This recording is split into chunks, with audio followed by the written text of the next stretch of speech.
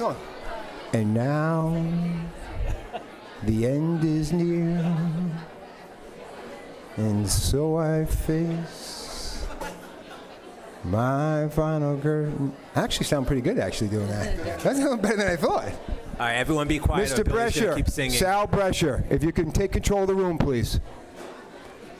I'd like to start the meeting. You're the only one talking, Mr. Brescher.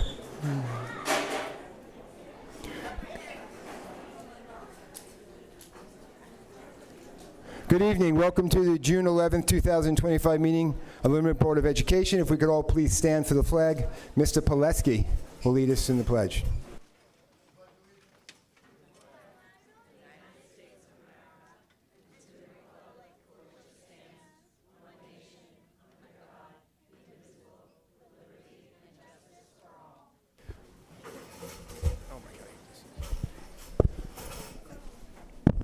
Roll call, Terry. Everyone is present. Mr. Murray is not here this evening. I want to begin by thanking the community for doing as they always do. We passed the budget this year at 73%.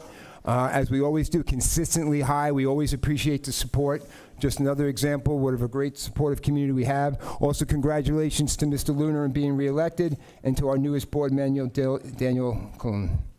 May I have a motion to accept the minutes of the May 7th meeting? Mrs. Aragona, second, Mr. Lunar. May I have a motion to accept the minutes? All in favor? Sorry, Terry. May I have a motion to accept the minutes of the May 20th budget results meeting? Mrs. Dino, second. Ms. Kelly, all in favor? Dr. Lynch, presentations. So for the first time as superintendent, I'm going to now violate Robert's Rules of Orders. And Robert Rules of Orders means I can only speak when this man acknowledges me, and it has to be something on the agenda. The man sitting next to me to the left tonight, after 18 years of service on the Lynbrook Board of Education, 10 of which were as president, is attending his last meeting on the Lynbrook Board of Education.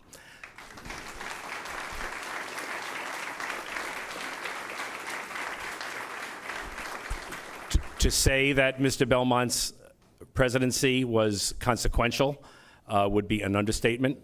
As far as I'm sure some of the other board members will be talking about, his leadership through COVID and some of the other items that we faced, this kid from Lynbrook did pretty okay. So I'm now going to ask Mrs. Danino if she'd like to lead the way. Thank you. So tonight we recognize and thank Billy Belmont for his 18 years of dedicated service to the Lynbrook Board of Education, 10 of those years as board president.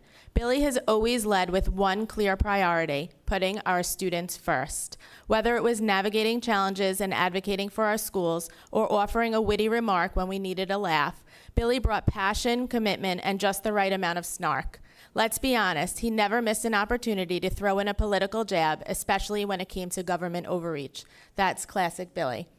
A proud Lynbrook native, Billy has never hesitated to step up for the community he grew up in. Whether it meant serving on the board or volunteering as a coach for the football team, he did it all because he cares deeply about this town and its future.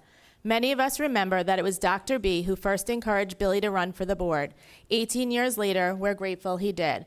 Billy, while we'll miss your voice at this table, we know you'll finally have more time to enjoy your favorite ice cream, burnt brownies, and dominate the pickleball court. Thank you for everything. Lynbrook is better because of you.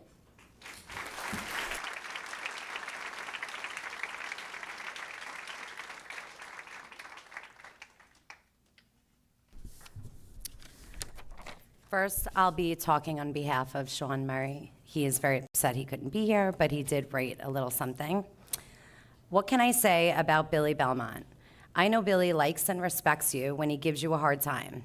So I knew that I was on his good side when the teasing and challenging began. And the challenging was what made Billy such a great board member and even better board president. He never argued for argument's sake. He argued to help make sure you'd seen every side of an issue before making a decision. He looked for the holes in your reasoning and made you a better board member by doing so. I know that Billy dislikes the spotlight as much as he loves his soapbox, but I have to say that after these 4 years of working with Billy, the soapbox was always and only about the kids in Lynbrook. Everything he said on this dais, even if it seemed political or personal, was about the kids. Every decision he made and every argument he has was to ensure we as a board were focused on making this school community better for the students. He firmly believes, and I agree, that our community knows what's best for our children and that local control is the most important right that we have as a school board. So thank you, Billy, for your mentorship, your tutelage, and for the time and passion you gave to your fellow board members and the students of Lynbrook.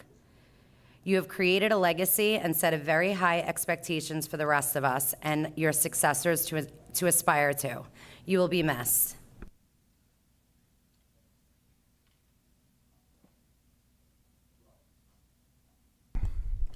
Mr. Belmont came to my house about 5 years ago during the COVID crisis, and in a moment of weakness, he convinced me to run for the school board.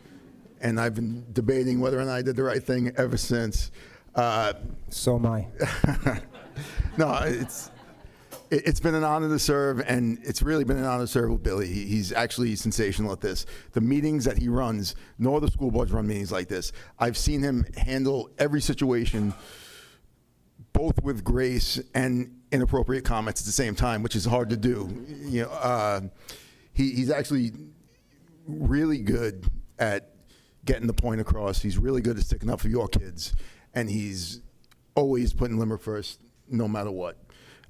It's been an honor to serve with you, Bill, and thank you for convincing me to do this.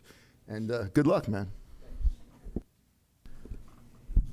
So I've only had the pleasure of serving on the board with Billy for 3 years, but I have to say, I've learned an incredible amount from Billy.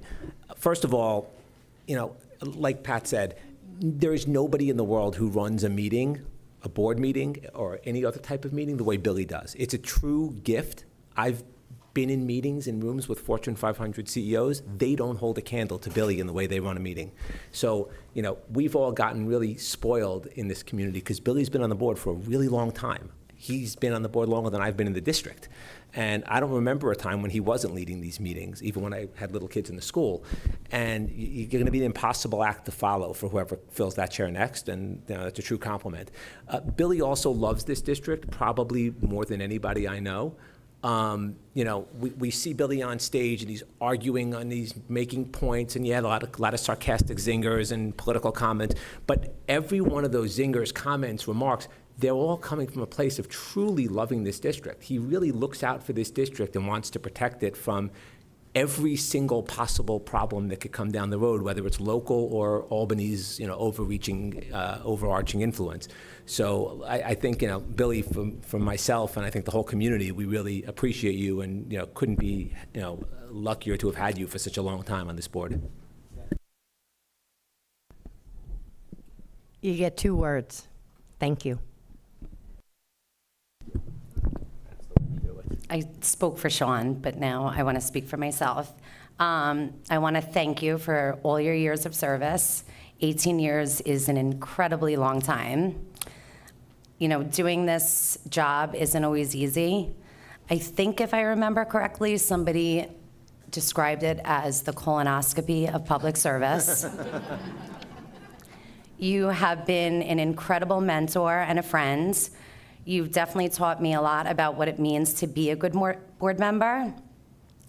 Most importantly, you've taught me over and over again how important it is to care about to care a lot about what people have to say, but to not care about what people have to say about me. And you know, this job comes with criticism, and sometimes you have to always stay focused. And I think you remind people to do that often. And as a parent in the district and as a board member, thank you.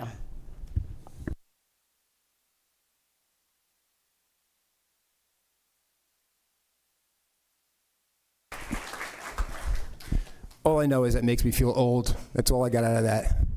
I guess I have to say something. So I agree with everything they said. I think it's very accurate. Ask not what your district can do for you, but what you can do for your district. So I love Lynbrook. I've been a part of this for a very long time. Dr. Barbarino, for those of you that didn't know him, was an extraordinary man. He was just the heart and soul of this place. And as soon as I moved back home, he had convinced me to get actively involved, which I did. I think we are one of the best districts on Long Island. I think the fact that our budget passes every year with such a high percentage indicates that. I think COVID, as difficult as it was, we managed that very well. We got through that. We continue to add programs to our district. Our kids continue to excel with whatever their plans are after high school, whether they start a job, whether they go to the military, where they go into further education. It's just a great place to be. You know, I can see multiple people in this room who I grew up with in Lynbrook, who I graduated with, who come back to live here, who come back to teach here. And that just tells you what a great place it is to grow up in a town, to go out and go to school and work, and then decide to come back there. That's the greatest example of knowing what a great place it is. So I'm proud of where we are. I think the district's in a great place. This board, this administration, things have been very smooth since COVID. It's going well. And please don't make me come back. So we know you didn't want a gift, but we know you would like a basket full of Lynbrook. All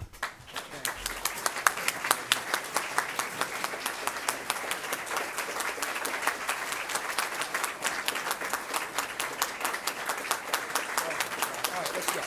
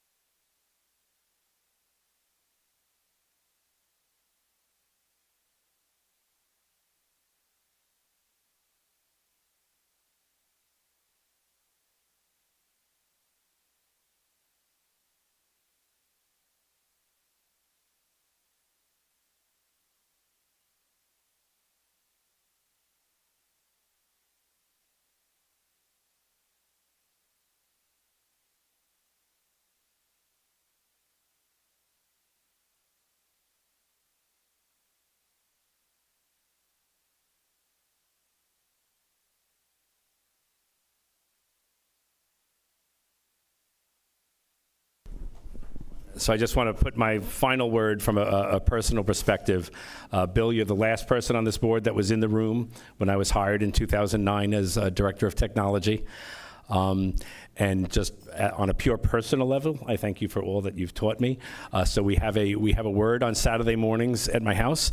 When the phone rings, I look up and I say, Belmont. And sometimes it's snark, and sometimes it's jokes, and but all times it is a lesson, and a lesson to be learned, and about how, again, as the board member said, how local government is supposed to act. This is why do people, you'd say how the criticism runs hot, because this is the degree of government you can get to. Good luck getting to Albany. Here are the people that are held accountable to you. And yes, the way you have, and I hope we never stop this, when we were at the worst time of COVID, while other boards were shutting it down, Mr. Belmont ramped it up.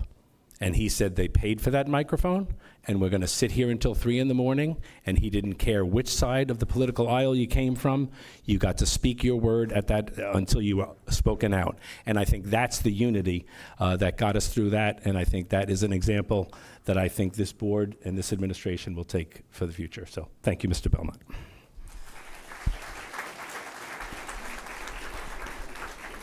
All right, now we get to the fun stuff. So now we're going to honor a whole bunch of students tonight. So, Pathways to Independence is an award from CEO, which is an agency that supports students in attaining vocational skills. So one of the students from Lynbrook, Ms.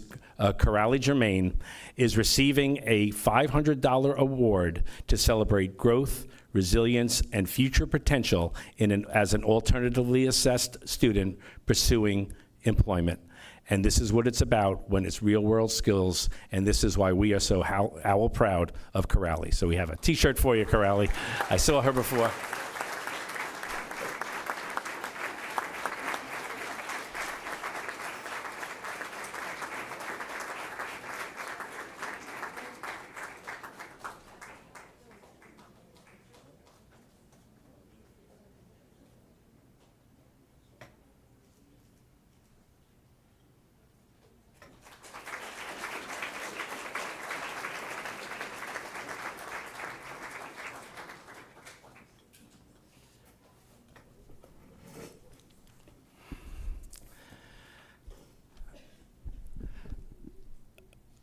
the Roger Rees Award is for an outstanding performer in a musical, and it proudly recognizes exceptional talent and achievement in high school musical theater across the New York City area. As I said to the board, so as I've admitted from this microphone, I'm not a sports guy, but I am a theater guy. This is a big deal. I don't know how else to say it. This is a really big deal. And so one of our very own, Mr. Jack Segley, has won that award. He now goes on to represent the greater New York City area at the Jimmy Awards, and we wish you all the best of luck. And Jack, from my heart, I'm going to miss seeing you on that stage, because you have, for the hours of enjoyment you have given me, I thank you.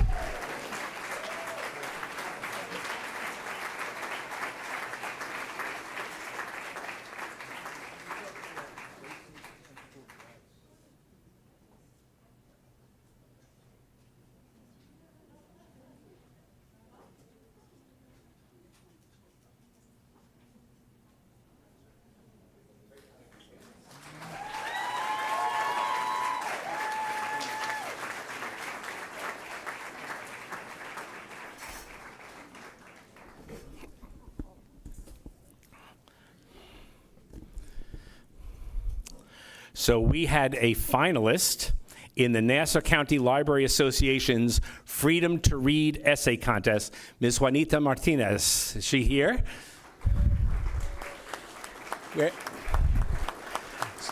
So what Juanita did was she did an artistic reflection on the book by Gabriel Garcia Marquez, 100 Years of Solitude. She will be honored at an awards presentation on Thursday, June 5th. Y hoy es un día especial por otra razón. Es el cumpleaños de Juanita. Feliz cumpleaños, Juanita.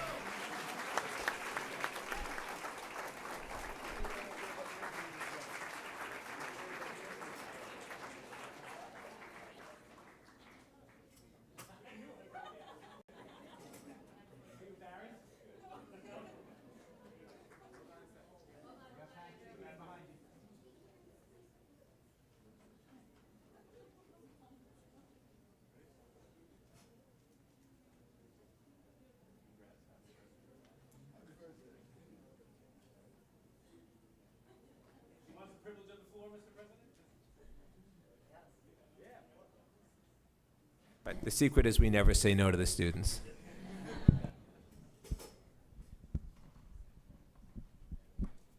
It was a little hard. Good night for everyone. I'm very pleased and happy to be here. I came as a student in last year in 9th grade, and I'm very thankful for the high school, for all the people that has been here helping me.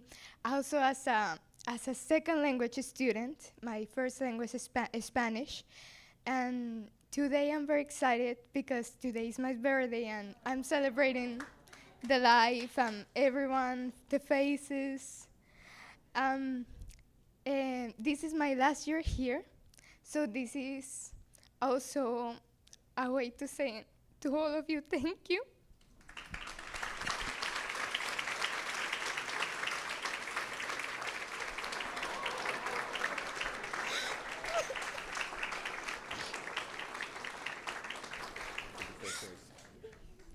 I'm sorry. It's okay. To all the people that work here, for the students, for the teachers, for my family and for my friends, for being so sweet and kind to everyone, and enjoy every day because every day is special. And thank you very much for everything.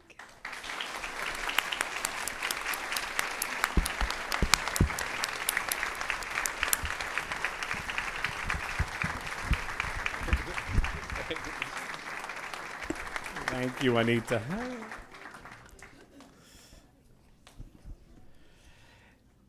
And yes, we need to congratulate the girls varsity lacrosse team for becoming conference champions. And I think they're here to take a coach. They're going to bring up for a pick.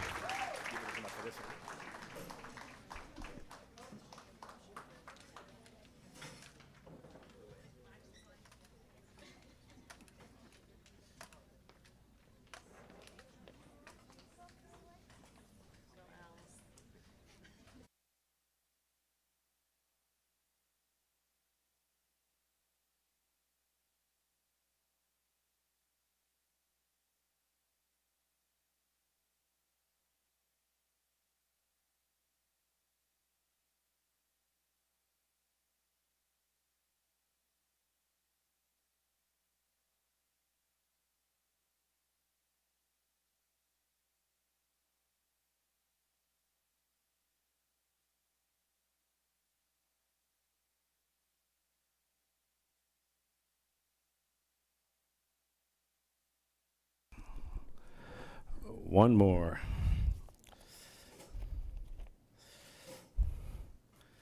I know I had this here somewhere. Terry, this has happened to me before. I know it's here.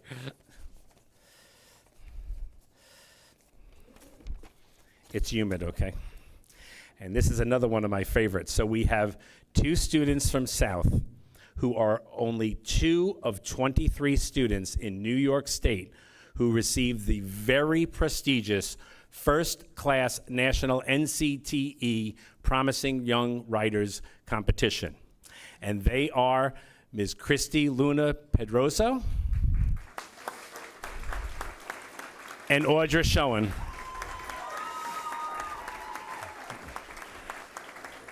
So before I come over, so I don't know, people probably have guessed this about me. The one thing I always wanted to be, I wanted to be a writer, but my mother wouldn't let me. That's a long story. I need some therapy. You all know what that's about, right? These stories, which I got to read, which I have here right now, are so good. So the prompt was, where are you from? And so Audra did a great story called Where is Home? And it was a little kind of Joyce Carol Oatesy. And it was the idea that what I thought it was like an emerging artist seeing herself and then freeing herself. I'm sorry, did I get the theme right? All right, then that's what I saw. And just the language use was just incredible. And then, you made me cry. So I have to admit. So again, young girls coming up with an idea of a German Shepherd dog that was abandoned in Berlin at the height of World War II and who is walking through war-torn Berlin looking for his former master. It was just incredible. And again, I cannot, for both of you, the extraordinary use of language and syntax and diction. These are so professionally written, and I can see why NCTE did it. And all I'm going to say at the end of the story, the dog rested. And we're going to take a pic now.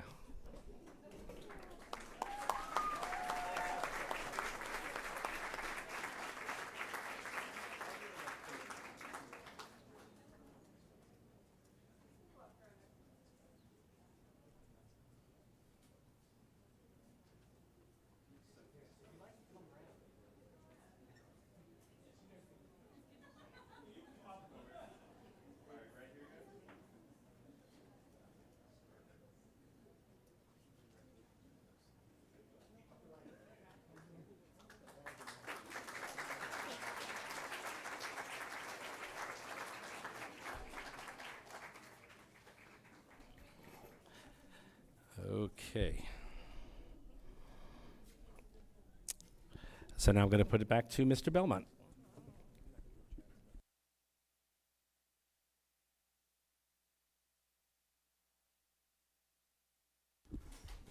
Moving along with the meeting, we have one new staff member this evening. Although she is a gal from Lynbrook, she decided not to wear the T-shirt tonight. We'd like to welcome our new assistant principal and former graduate at the high school, Sheila Dempsey. Please stand up.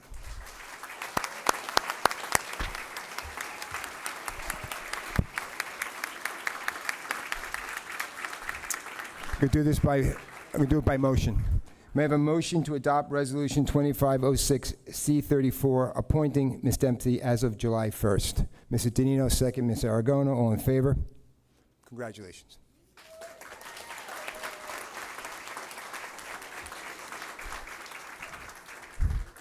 Also, talking about new additions, we're going to go a little bit out of order.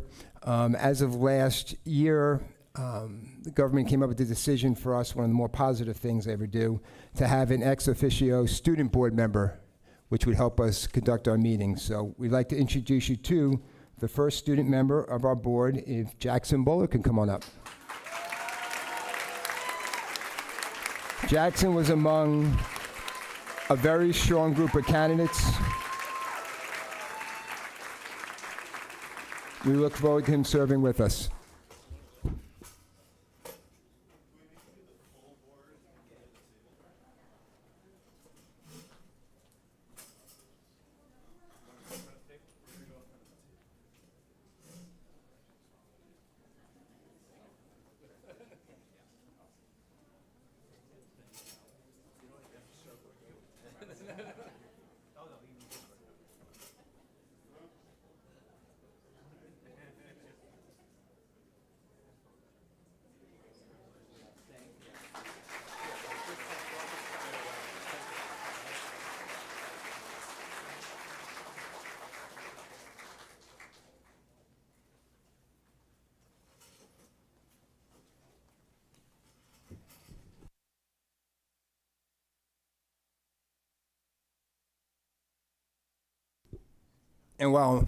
And just so you know, officially, he will be sworn in on our July 1st meeting. So while it may appear that this room is full for me, it is not. We have many staff members receiving tenure tonight, one of the most special gifts you get as a teacher.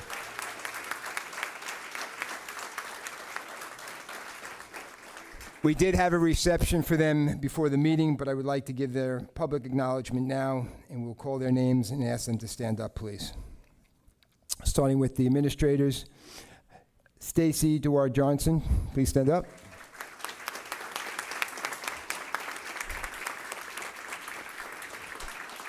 Lee Murray.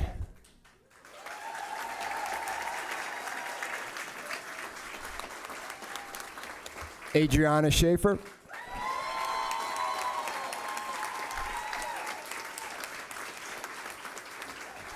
Matthew Sorosi.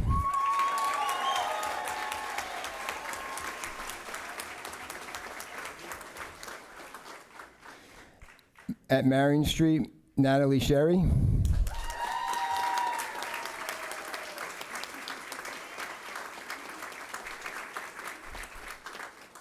Jenna Crimmins.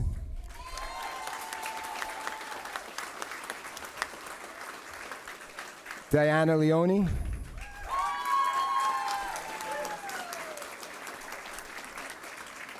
Catherine O'Brien.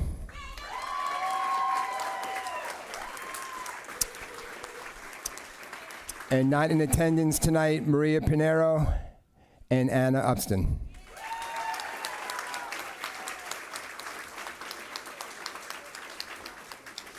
At North, Carolyn Fisher.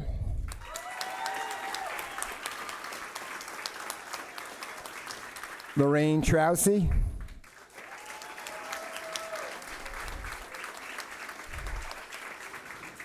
James Wolfe.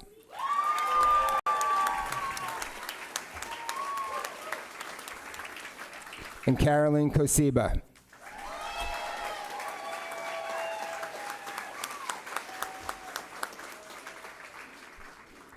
At South, Jennifer Wisniewski.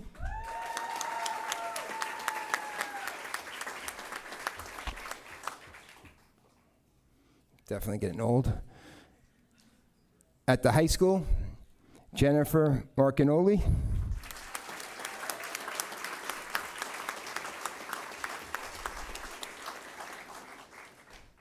Even though this gentleman's pickleball game is lacking, Andrew Rosenberg.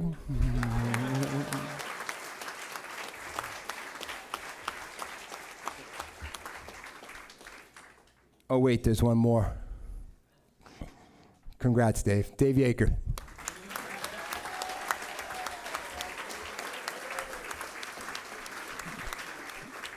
Congratulations to all of you, but we will not get official. We will now vote to adopt the tenure resolution on these teachers. May I have a motion to put tenure resolutions 2506C16 through 2506C33 on a consent agenda? Mr. Pelleshi, second. Ms. Kelly, all in favor? May I have a motion to accept the consent agenda for tenure? Mrs. Danino, second. Mr. Luna, all in favor? Congratulations.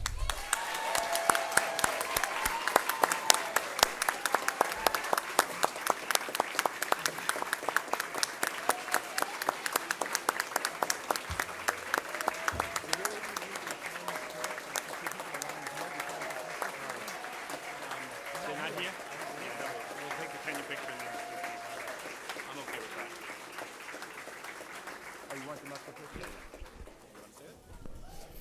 If those tenure recipients could please come up for the photograph. Class photo. Class photo.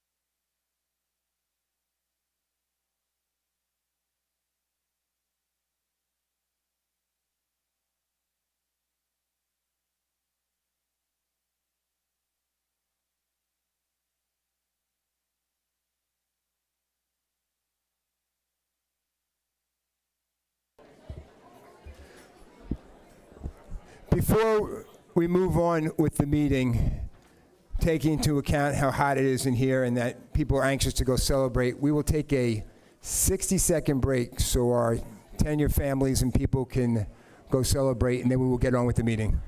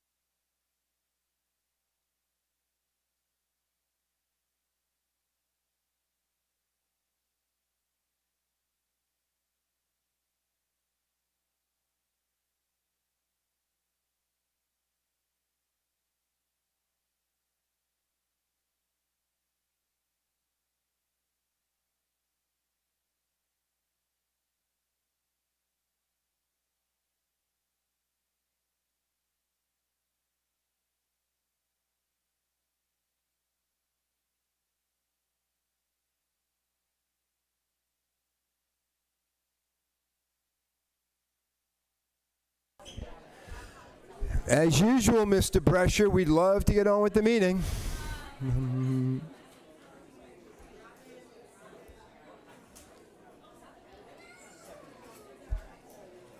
Who's got the retirement to? Who did I give the, oh, you. Moving on with the meeting, we have 2 retirements this evening. Neither one that was able to attend, but we will read their resolutions. Mrs. Danino, if you could begin. Sure. Whereas Mr. Christopher Brower, a devoted cleaner in the Lynbrook Union Free School District, has announced his intention to retire effective July 30th, 2025, following an impressive 31 years of dedicated service to the Lynbrook Public Schools. And whereas Mr. Brower began his career at Lynbrook High School in the winter of 1994 and quickly distinguished himself through his strong work ethic and commitment to excellence. And whereas, while serving the school community full-time, Mr. Bauer also selflessly volunteered as a firefighter in Hewlett, demonstrating his deep commitment to public service and the greater community. And whereas, in the aftermath of the tragic events that struck New York, former facilities director Mr. Alan Scotto wrote in a letter dated September 18th, 2001, "You are a hero, and your bravery is obvious and commendable," recognizing Mr. Brower's courage and actions. And whereas the Board of Education wishes to express its sincere appreciation for Mr. Brower's extraordinary dedication and service to the district. And whereas the board also extends its warmest wishes to Mr. Brower for a long, happy, and healthy retirement as he looks forward to spending more time with his wife Tara and children William and Elizabeth in their new home in Tennessee. And now therefore be it resolved that the Board of Education hereby accepts the resignation of Mr. Christopher Brower for purposes of retirement effective July 30th, 2025.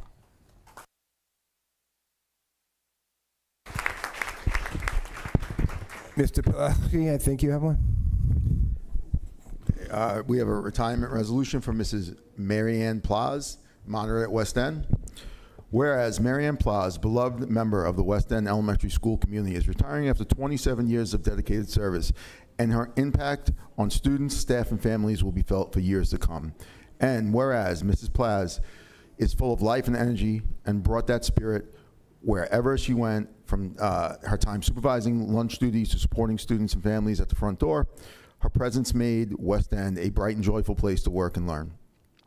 And whereas Mrs. Plaz has been a nurturing and energetic presence in the school, known for her unwavering commitment to the well-being of our students and her active participation in the daily lives, often seen engaging in games during recess or sharing warm words of encouragement and bringing a sense of fun to West End, including the unforgettable moment where she celebrated her 60th birthday by flipping on the playground bar true reflection, I'm not sure what that means, sorry, of a vibrant spirit and deep connection to childhood. And whereas Mrs. Plaz has brought the fun and flair to West End with a love of scratch-off lottery tickets, to which she regularly donates, and her fond memories of dodgeball from her days at Valley Shore Memorial and Central High School.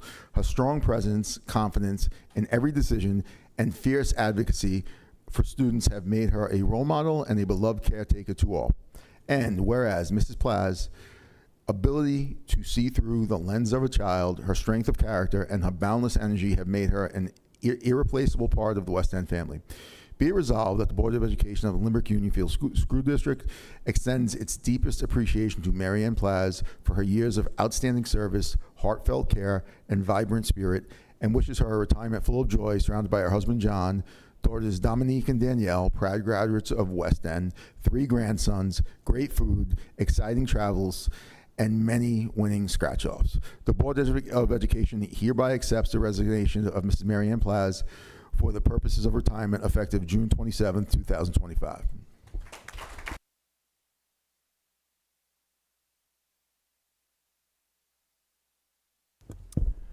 Moving on with report from trustees. Mrs. Aragona, anything on policy committee? Yes, so we have a first reading of extreme heat condition days. Education law requires district to adopt a policy addressing student and employee health and safety on days of high heat. Also, code of conduct review. First reading will be addressed under new business by Dr. Lynch. And the use of personal cellular phones by students, that has been rescinded, and it will be replaced by a new policy, students and personal electronic devices, to be adopted in July.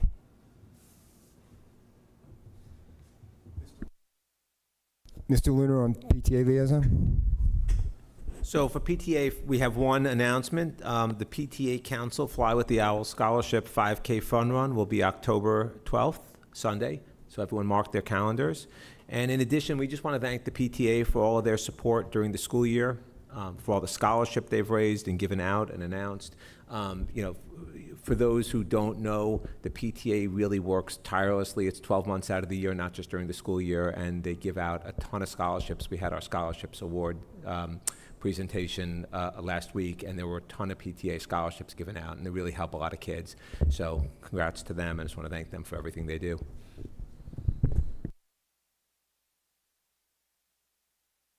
New business, Dr. Lynch.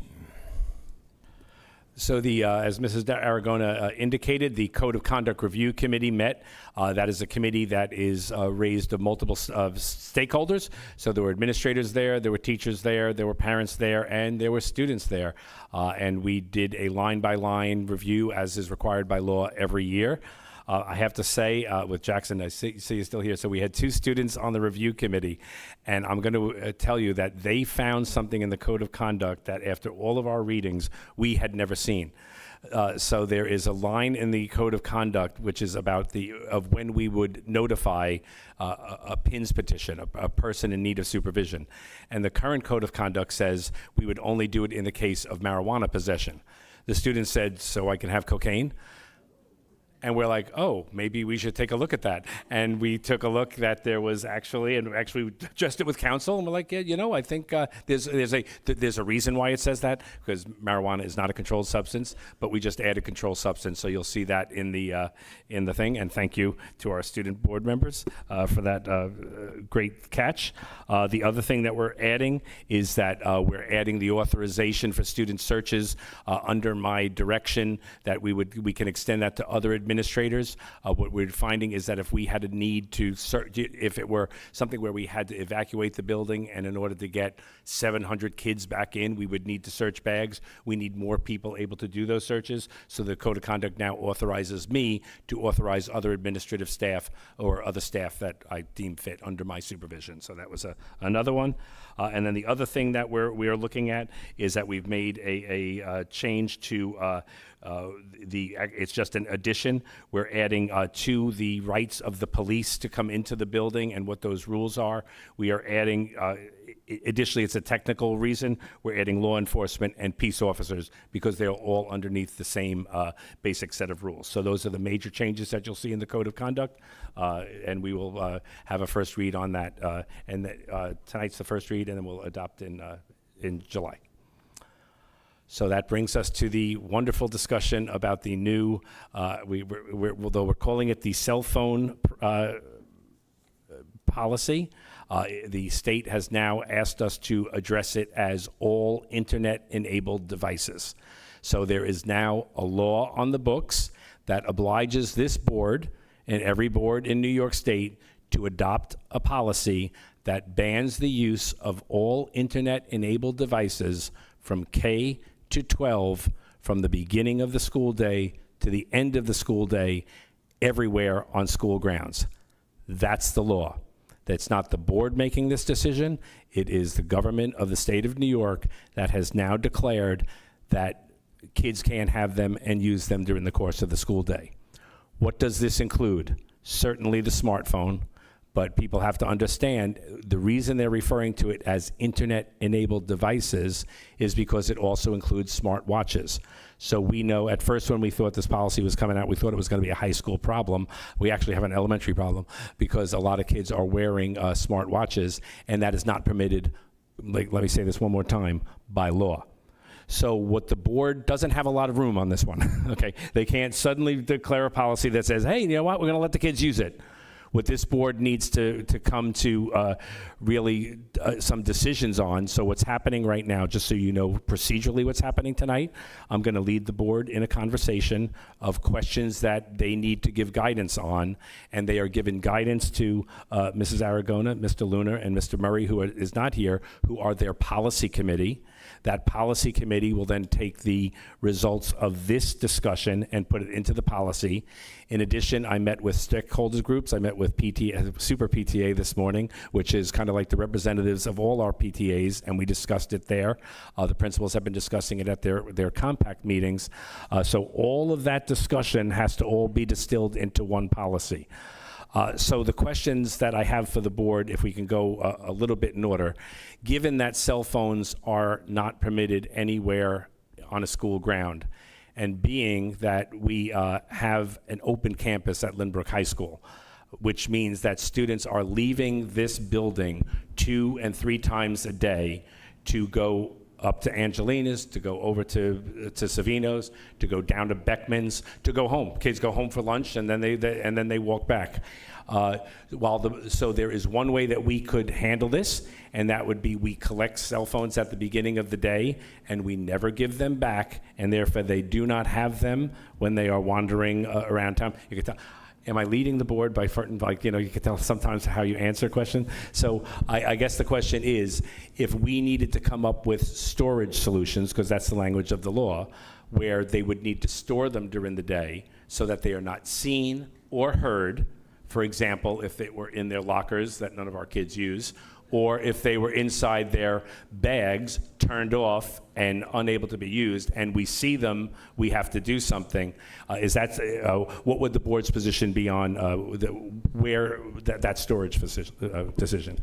I just would like to say that the bell-to-bell is on school grounds. And I Correct. think, I speak as a parent and listening to other people, that when our students leave this campus, they should for surely have access, and it could become a logistical nightmare for the teachers and administration to have to monitor every student putting it at the front door or whatever we would come up with. So I don't. Yeah, I mean, I'll second what Ms. Donino said. I think I look at this from the perspective of a board member and as a parent. As a parent who has a kid in the high school now, and next year will have a 9th grader in the high school, I don't want my son wandering around the town on his lunch break without a cell phone. God forbid, look, we don't live in 1952 anymore. We don't live in an ideal world. There are bad people out there who may do harm to our kids. If my kid runs into one of those people, I want him to have the ability to call someone and get help. To me, sending kids, if you're going to take phones during the day and take them all day where the kids can't have them, then we have to close the campus. That's how I look at it. It's a health and safety issue. Nobody's talking ever about closing the campus. So the point is, if we have an open campus, the kids need to have the cell phones when they're not in school. The policy only applies to on-school grounds. So we'd actually be going above what is already a draconian and over-the-top mandate state control policy as it is. So I think I feel strongly the kids need to have them when they leave. When we talk about storage, I think you said, where do we store them? The lockers, nobody uses them. We have to be realistic. The kids don't use their lockers. The lockers can be broken into. These cell phones are between $800 to $1,500 a cell phone. That's the reality of the world we live in. And so I think you want the kids to have the phones on them but turned off. We can comply with the law, but when a kid's going out to lunch, they shouldn't have to first circle back to their locker, get their phone, and then go out. You're already cutting a short period shorter. So to me, the law permits them to be in the kid's backpack and turned off. That's fully compliant with the law. We should have that. And so the kids can have them when they leave campus and come back on.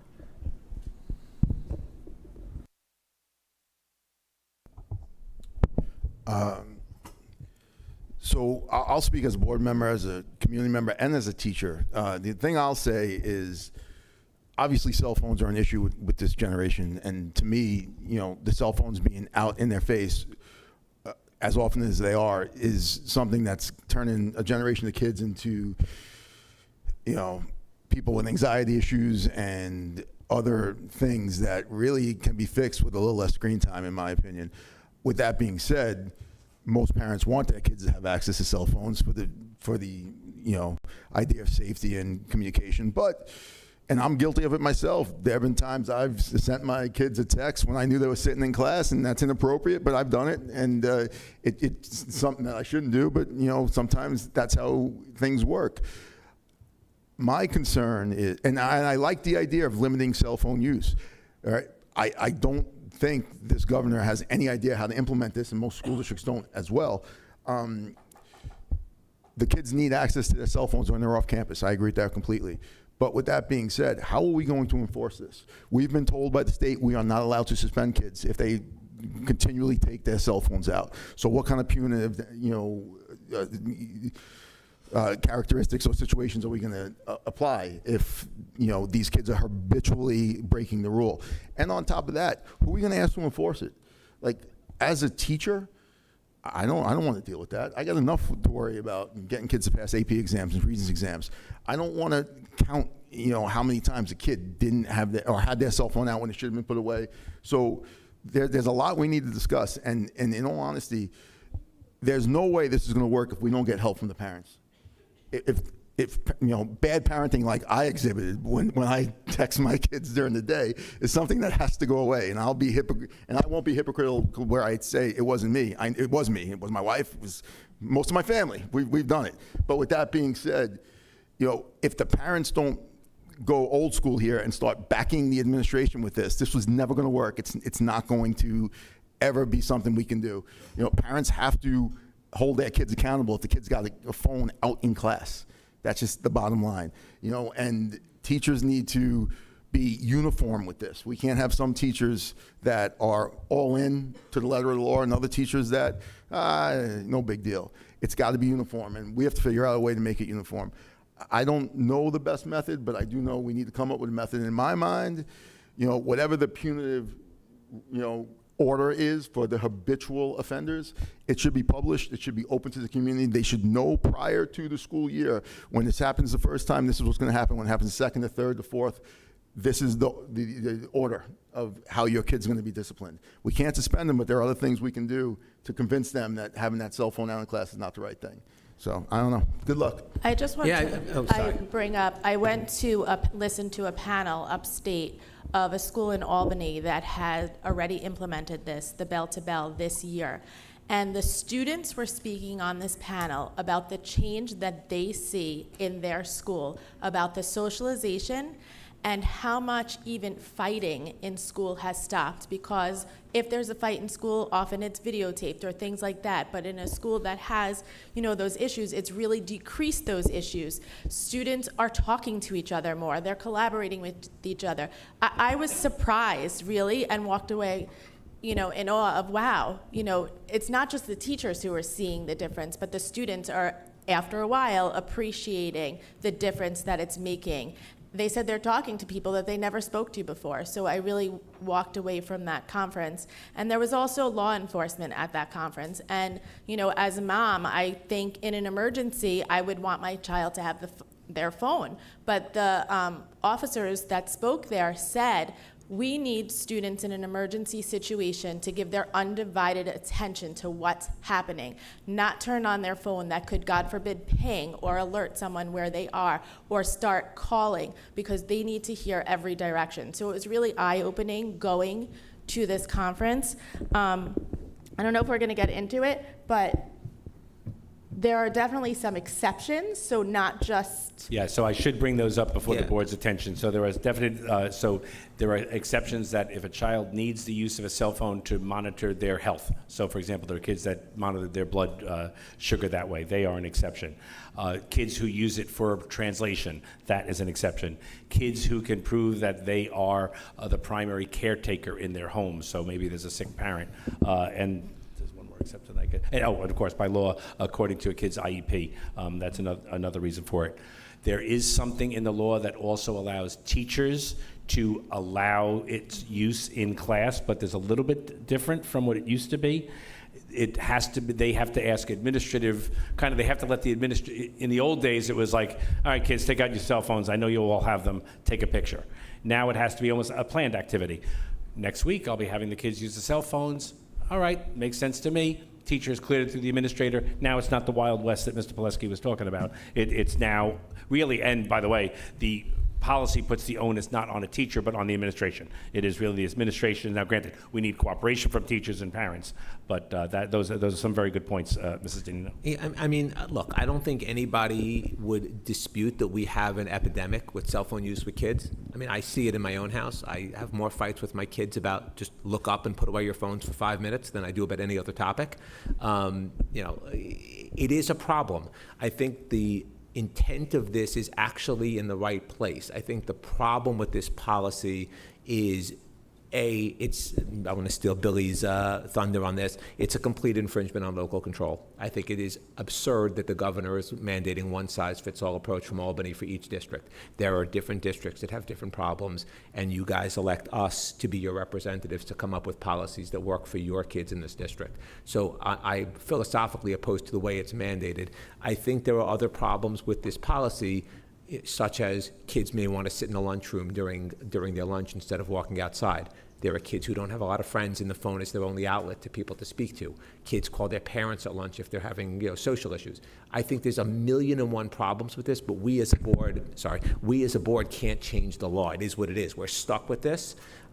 So I think the ambit or the real issue that we have before us is how to implement it in a way that works for the kids. And I think that's what we're trying to kind of go up and back with right now. So to piggyback on that, now comes the sticky wicket, as we would say, is what does enforcement look like? So in a perfect day, this is what will happen in all of our schools. The children will come in and they will have a smartphone on, or they will have their watch on, or they'll have a phone, and everyone knows, because the kids know the rules, they will take off their smartphone, their smartwatch, they will put it in their bag, they will turn off their phone, they will put it in a bag, it will go in the elementary schools, it goes into the back closet where it's nice and safe, as we've been doing for middle schools in all these years, it goes into the locker, and there it's nice and safe, and yes, and at Lynbrook High School, everyone puts it in their bag, it's off, and we never hear it ring for the entire day, and we live in a perfect world. Now, the next question is going to be, what happens when, God forbid, teenagers without fully developed frontal lobes decide to check their messages in the middle of the day? So now we have told the kids, I can't see it. When I see it, what are we going to do? So we did vet this with PTA, with Super PTA today, and there was a remarkable consensus in the room that that if we are going to allow, the key is if it were truly stored away, the kids wouldn't be tempted to read their messages. But because it's right in their bag, the recommendation is to do more stringent enforcement so that we get the kids early to understand, you know what, you're not going to have it at lunch. So the recommendation from Super PTA was that we see it, we confiscate it, we store it safely in the office, we call mom and dad has to come and pick it up and restore it to the child.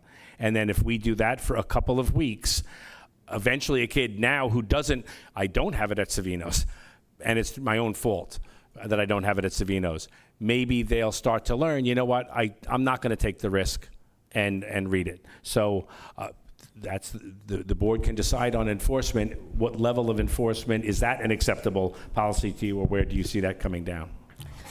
My only worry about parents having to come pick up the cell phone is all parents work different schedules, and I almost find it a little unreasonable that somebody's parent might get home at 3:34, and then somebody else's parent could be a nurse and a fireman, and they work 3 p.m. to 3 a.m., and their kid can't get their cell phone the next day.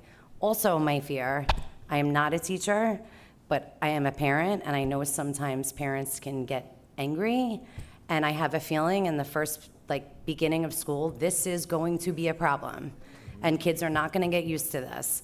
And if you're confiscating 50, 60 phones, and you're calling 50, 60 parents to come pick up their phone, and they're yelling and screaming, and they're mad because they're busy, and I can't make it there, eventually you might give up on calling the parents. So I can understand having a parent be a pickup. I don't necessarily think it should be the first offense. But again, I don't know how you monitor that, first offense, second offense, but I just don't know if we'll get the results that we want from it being your first offense. Yeah, I mean, this is an issue that it is tough. You have to have some teeth. We're stuck with it. We have to enforce it. Let's not turn it into a free-for-all. I have a real concern about confiscating and making the parents come get it. Because, and I get it, you're inconveniencing the parents, so maybe the parents will crack down on their kids, but Tara raised a good example. We all work different hours, right? Some of us are fortunate to have flexible hours, work from home, have a stay-at-home parent. There are kids who have parents who work noon to 9 p.m. Both parents work those hours. That kid does not get his cell phone back at night. So we're having a disparate impact. The kids who are lucky enough to have a stay-at-home parent get their phone back at 3:30. The kids who don't are not getting their phones back. My other concern is that when we confiscate it, if that day the parent doesn't get the phone call, right? Parents in a meeting, parents in at a yoga class, who knows what the parent's doing, but they don't get the phone call. That kid, I'm thinking at the high school level, but it could also be at the middle school level, has to now make his way home, okay, without his cell phone. And that raises all the concerns I had before. I like the idea of confiscation, but why can't we confiscate and have the kid have to come pick it up from the principal's office at the end of the day? Look, for a kid, going to the principal's office is scary. Even for a high school kid who may be a little insolent, it's scary. And certainly for there's other increasing offenses that we could do as second offense, third offense, fourth offense. I get it, it's tough to monitor. But I do have a real issue with and I'm not a fan. I have a flexible schedule, my wife has a flexible schedule. If my kid takes it out, we can get there in 10 minutes. But a lot of people can't, and it does raise a concern for me that I'd rather see us confiscate it, have the kid get the phone at the end of the day. Maybe the kid has to write a letter the next day and turn it in, or he does, we have increasing consequences. But just taking the phone and potentially storing that phone overnight, that causes a concern for me. So So the one thing I know did come up at PTA to that, we could also extend it to everyone goes on to Power School every year and updates their emergency contacts. I'm looking at you, some parents who haven't done it in 5 years, but that's just another story. But when you have a current list of 5 people that you have given permission to pick up your child, should that person not have the permission to pick up a cell phone at that point? That's a default, that if there's the parent, there's the grandparent, there's the neighbor, and those people now may be more accessible. That was an idea coming out of the room. It's true. It's just it does become. Not every kid has that support network, right? We have kids who come from lower income populations. We have undocumented kids in this district. We have kids who have all varying backgrounds. And I do think there's no way that every kid in our district has 5 people and one of them will be able to come. That's I really do have a concern. And maybe the person you can get a hold of but says, I can't get there till 4:30. But now little Johnny has lacrosse practice and he's at South and he's got to get to North immediately. Now little Johnny's at North without a phone, and it's logistical nightmares. That's my concern. We don't live in 1950. We live in 2025. Cell phones are a part of what we do. If I didn't have my cell phone for 20 minutes, I think I'd be twitching right now because I couldn't reach people. So to take out the parents' ability to reach the kid and the kid's ability to reach the parents after school, it just creates so many concerns for me in a logistical and safety manner. I also think there's going to be a learning curve for our students who are not used to such strict cell phone rules. So if we say that they're going to immediately first offense, I think that the front office is going to be awfully busy the first week of school next year, and that's putting a burden on them that they don't need. So I don't think that should be the immediate response. I do remember that was a consequence at some point. I have friends who have definitely been here and picked up cell phones. So that has happened over the years, but I don't think, that we can come right out of the gate in September with that being the immediate consequence. I'm going to respectfully disagree with the both of you. I think we need to set the line and toe the line from day one. I understand, Andy, what you're saying, that we do have some children in different and more difficult circumstances.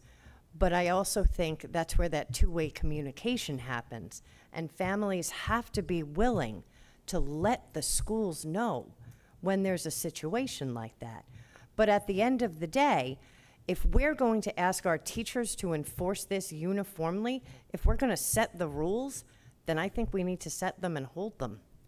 And I do think confiscating the phone and having an adult pick it up is the proper way to go. But it is about it. It's about uniformity, and my issue is, look, practically speaking, probably 10% of the kids in the school have parents working in this school, so it's not uniform. For them, the parents just grab the phone on the way out of work. For other kids who, the parents are fully working, the grandparents are at home with babies taking care of them, maybe someone can't get here. So my issue is with the uniformity, is that if we do it the way we're talking about, and yes, it's in theory, it's a uniform law that has a disparate impact. It's not by applying it uniformly, you're actually going to have an ununiform impact on kids, and that's the concern. And I worry about a kid not having his phone and making his way home, and then the kid doesn't have his phone for the whole night. That's really. See, we have people whose phones are going off in the middle of this meeting. And look, again, I think I hear what you're saying. We do want to try to enforce it uniformly, but by confiscation, we inherently are not uniform, because for all the kids whose parents work in this building, they're going to get their phone back at 3:15. For all the kids whose parents are working full-time and can't get there, they're not getting their phone back till the next day maybe. It's not uniform. That's one of my issues with confiscation. I think you could still be uniform and still be very harsh in the responsibility in the way you do it. Your phone's confiscated. I don't care if it's before lunch. If you don't want, if you can't go to Savino's, then you're going to sit in the cafeteria, right? You can confiscate phones. I just think they should be given back at the end of the day, because it makes it harder for parents. That's my real issue with it, is the confiscation extending beyond the school day. And again, there's other consequences certainly we could have. You could have lunch detention. You could have all sorts of things on your second, third, fourth offense. But coming out of the box and taking a kid's phone, and he may not have it for a night and a half, it's ignoring the social realities of the world we're in. You take a kid's phone and he doesn't have it that night, you're really doing some damage to that kid. I mean, he misses out on. These kids even use the phones to do homework. They're texting them, Snapchatting each other all night. Hey, how's this? Can you look at this assignment? Can you send me this? We're now taking that away from the kid beyond school hours. That's my only concern, is for the kid who can't get their phone back at 3:15. I do think too, which I forget, because I use my cell phone very different than my kids use their phone. I Google, I have email. My kids are paying for anything through their phone. They never carry cash on them. I send them money through their phone. I'm sure there are other ways. I'm not sure. I could just really think of the Apple Pay. But if we're keeping a kid's phone, and my fear, what if there is something after school that we don't know about and they needed to pay for something? But some kids Uber to practices, they Uber to their jobs. They wouldn't have the ability. Yes, we're taking that ability away from them, and it's a line. So can I'm just, Jackson, what you're going to one of my jobs is to count votes, so that's what I'm actually doing up here. I'm actually finding where the consensus is going. So now I'm hearing that you're moving towards a consensus, but are you seeing never getting the parent involved, or is that part of an escalation path? I personally think it's part of escalation. Sorry, Deb. I personally think it's part of an escalation. I mean, I think there needs to be a hard line, and they need to be taken, that day, right away. There needs to be strict enforcement. Whether we call the parent on the first offense, I'm okay with calling them and letting them know that this was, 100%. but not keeping the phone beyond them walking out the door. Because even when, I said, I know people that happened, but that was years ago. They weren't using their phone for Uber. They weren't using it for lunch. I think that it gets us into a sticky situation. I think that's a good way of looking at it. We involve the parents early. The parents could be notified at the first time it happens, and they should be, because if we're just taking it and giving it back, the parents may never know. And the little Johnny's not going to come home and say to his mom, hey, guess what happened? I got in trouble today. If we don't tell them, they're not finding out. So I like the idea of getting the parents involved early, and I like the idea of some escalation along the way. I just think that taking the phone after school hours is to me, it's a non-starter, for me at least, in the way I look at it. And Leslie, you raised a good point, Ms. Danino, I should say, but we're beyond that. I think Ms. Danino raised a really good point, that there are kids who take Uber home from school or to practice, or for our seniors to internships and jobs right after school. Okay, and yes, the kids shouldn't be a knucklehead and not follow the policy. I get it, and they're bringing it on themselves, but like we've said, they don't have fully formed frontal lobes, so they're not always going to make the right decision, and they should be punished appropriately. But I just worry about over-punishing and having these more severe impacts by having the phone after school. So what the one concern I would have that I'd like you to address is now applying it uniformly, you now have to create a structure where the administration is packing who's been warned, who hasn't been warned, and you're going to have Power School do this. You're going to have something in that regard, because we could get into the situation was, did he get a warning or didn't he get a warning? And then all of a sudden the parents saying, well, that is the warning, that wasn't the warning. And one of the reasons that we were kind of, I think I can speak for the administrators, is that keeping it simple was one of their goals. Let's just keep it simple, and it's a uniformly applied rule. So and I think that was kind of where Super PTA was at also, but that's. I mean, as a teacher, I know that anytime I speak to a parent, it's documented, right? So I don't think that that's that big of an ask. I mean, just putting a tally mark next to the name, like I had to call about a cell phone, I think then you can keep a pretty easy record. It's not really increasing anyone's work that much to just keep a little, but having them to have their parents come in right off the bat, and then they'll be able to see if there's a repeat offender, and then that's a conversation the administrator can have with that parent at that time. The one thing I will say is nothing is worse for a school culture than implementing rules that you don't enforce. That's like the death knell to school culture. It's 100% not something we want to do. It's 100% sends a bad message. You know how many times I've seen people say, hey, Johnny, don't do that, or you're not getting ice cream. Hey, Johnny, don't do that, you're not getting ice cream. Johnny does it, and 10 minutes later, I see Johnny eating ice cream. So Johnny didn't learn anything, and I'm pretty sure our kids won't learn anything if we implement these rules and don't enforce them. With that being said, are we in a position to hold on to these phones after the school day? Now, Mr. Luna came up with about 75 scenarios that might happen if you don't have a cell phone. My contention is, oh well, don't have your cell phone out. And the majority of those I have no sympathy for. But with that being said, once little Johnny's home in the safety of, of his own house with his family, we're fine. We can provide safety for our students in this building. They don't need cell phones in this building. And for me personally, the 20 minutes they're getting home, because we don't provide busing, we know that for many students, the 20 minutes they're getting home, most parents, I think, in the community would feel safer with the ability to get in touch with them.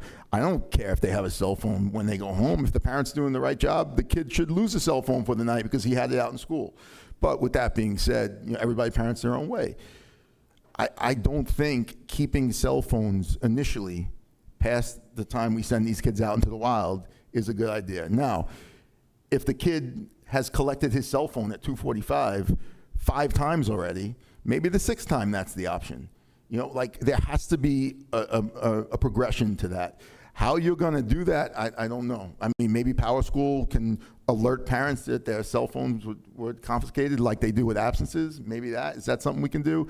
I don't know. But there has to be something punitive. It has to be followed through, often. And parents have to know about the consequences. And every single time a cell phone is taken from a kid, a parent should know. Whether or not they come and pick it up, I don't know, but the parent should know. Yeah, look, and I think, well, first of all, let me break for a second. I have to read a statement. Mr. Murray's not here, and he asked me to read a statement, and this was so much fun discussing it, I forgot to do that. So I have to read Mr. Murray's statement. And Mr. Murray's a member of the policy committee as well. So this is Mr. Murray speaking, not me. I apologize that I'm not here in person to participate in this discussion, but I do want to share my perspective as a member of the policy committee, a parent, and a public school educator. Clearly, this new law limits the flexibility with which school districts can address student possession of electronic devices.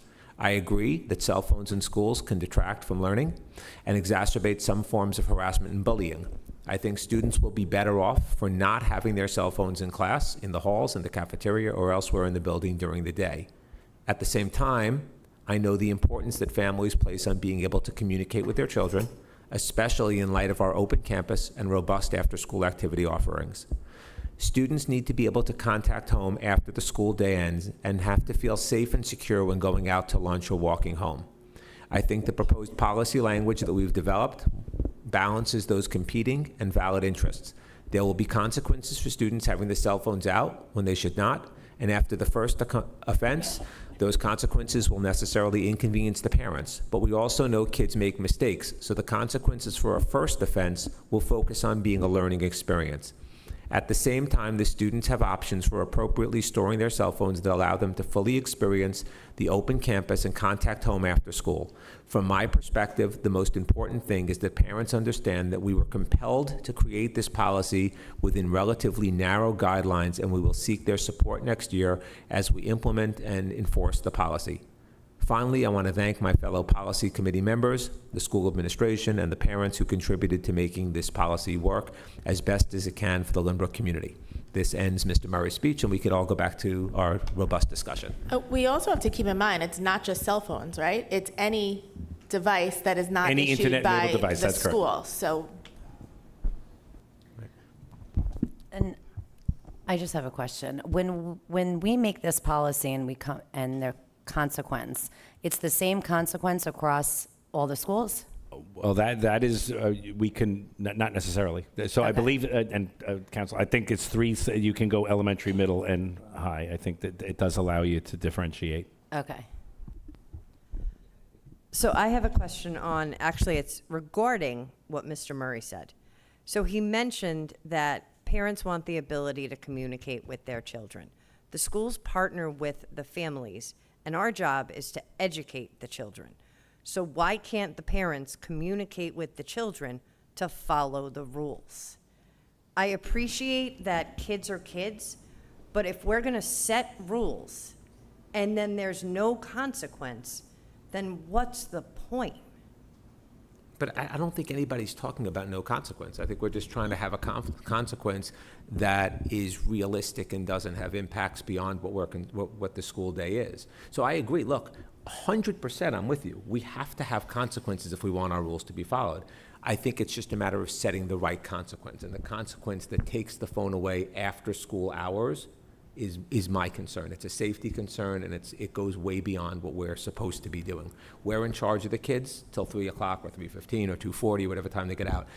Taking away something that's theirs that goes beyond the school day, I think it creates too many concerns. That's just my own view on it. And I do think I agree, there needs to be a consequence. Of course. The first time. So that phone, if somebody sees their phone out, day one, that phone is taken and brought to the office, and those parents are getting a phone call. So that is their first consequence. Right, and I think that's- we're talking about consequences here that are far in excess of some of the other consequences for other things. And we have tons of consequences that we can impose on kids: lunch detention, after-school detention, or early morning detention. You can't participate in some event. There's a lot of ways that we could have consequences that still lets the kid go home with their cell phone at the end of the day. Before we keep going, and you can go again, let's try to land this plane a little bit here. So we got to get some consensus to give this. So one, we have to figure out that we're going to have a policy. The first thing is, it doesn't appear that, by the way, just for those that pay attention, like to vote, when the governor rolled this out, which was ridiculous that she did it, but she said she was putting $13 million towards it. I'm just curious, Dr. Lynch, how much of that $13 million did you get? 0 of those dollars. Yeah, thanks. Great idea. So I'm going to stay off the soapbox, as he said. It's a great line. So we agree. So we're going to have a policy. So we know that's going to happen.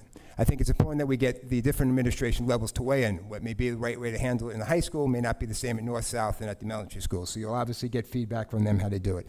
Do we have a consensus that right now, to start with, we don't believe in the beginning of this that the phone should be taken into the office, right? So we agree there has to be a consequence. Are we comfortable with the fact that We think it should be It taken can, into yeah. the office, just not kept At the end- overnight or right, for a at the end of the parent, day, the right. first offense. They could take it, the kid just has to pick it up from whether it's Mr. Sorosi's office or But there's Ms. a Ganun's consensus that at this time, there's no escalation level of degree that would want us at this time for the kid to leave the school without his phone.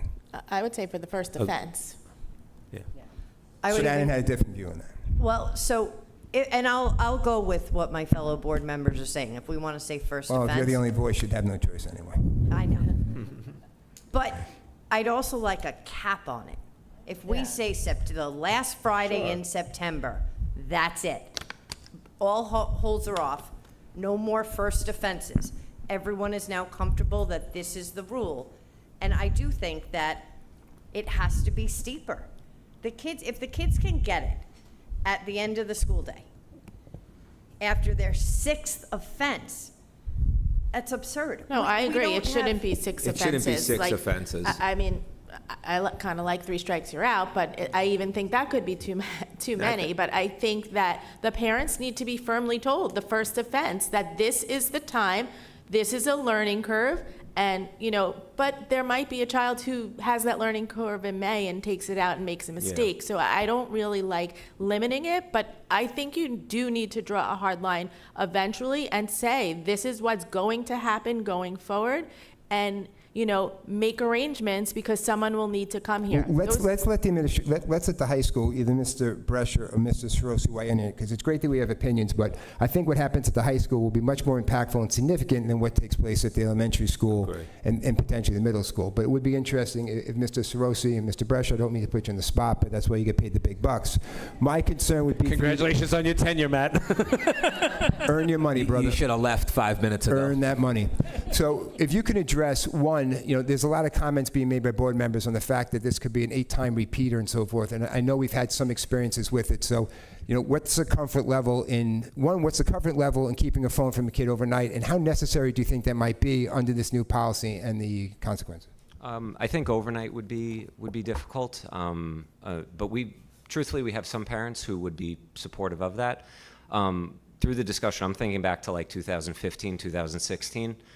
When the current cell phone policy was more enforced than it is right now. We've certainly gotten lenient over the years as cell phones have become a bigger part of students' daily lives, even their education with Power School on phones and all those kind of things. In 2015, 16-ish, around then, we were far more strict, and cell phones would be taken. Parents would have to come after school and get it. Now, after school is sometimes 3 o'clock. Parents who work sometimes 6 o'clock. But I do notice those days when we were stricter with the enforcement that because students desperately wanted them after school, there was more compliance than there is right now. No, I understand that part, but what do you think would be the realistic nature under this new policy? And to your point, what you said about parents, and I don't want to get into the soapbox about that we're not here to parent where people can't do it at home. As you know, they use us to be the strong arm because they want to be their kids' friends and don't let them know the rules, which goes to your point, Ms. Kelly, about the fact that parents need to let them know the rules and they need to enforce them in both ways. But how realistic is it under this new rule and its enforcement that you think you would have multiple, one individual being a multiple offender to that the point where you're going to have to tell a kid, 2, 3, 4 times about the phone issue based on your experience, to the point where we would need to escalate it to something that would not be a preference of the administration on how to handle the discipline? I think if it's enforced uniformly, consistently from the beginning, the number of students who would reach 3, 4 or more times would be relatively small. Right. But there's going to be a little bit of a grace period with this change. Kids are very used to being able to have access to it, but I think starting in September the enforcement has to be very consistent. Communicating with families constantly, and if we do that part well, the first few weeks of school, I don't picture at least a large number of students going to Right, the. and to your point, it would be better if the governor knew anything about children education to realize the goal in life is to not take things away from people. It's to give it to them and teach them how to manage it. That's the skill of an academic institution. Not to say you can't have it, it's to teach you how to utilize it with it. But again, that doesn't work into the castle she lives in. So understanding what Mr. Cirosi is telling us now, and again, our policy could have language in it that gives, I understand, Council, it has language that can give them the ability, if they so choose, at some point on a repeat offender, to go to that exit. The idea is to create a policy that allows them the discipline option if they want it. So we can keep it with, it goes to the office and they pick it up, and then at some point, if they deem it appropriate to take it, to keep it, to call a parent, it doesn't have to be stipulated as a requirement. It could be one of the options they have at an escalation. And I think that gives if it becomes an issue of insubordination, then it's less about the phone and more about a student not following any rule that we have. Correct, and I think you have, as we know, the consistency of that, whether it's the phone or other things that students have. So that's consistent. So I think that addresses a lot of our issues, and I think it addresses yours, Ms. Kelly. Yeah, I May I think ask Mr. Cirosi Yeah, of one course. question?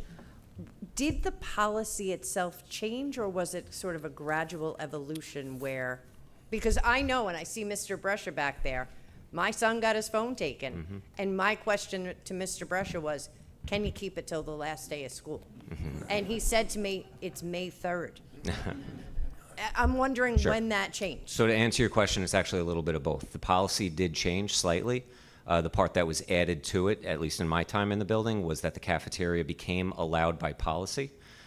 In practice, that's where it's not policy, but hallways, sometimes, in instruction, library, places like that, we've certainly been more relaxed over the last number of years. So a little bit of both. Other than texting or phone calls, can the students use their school-issued devices for whatever technology, educational technology needs they have in the building? Yes.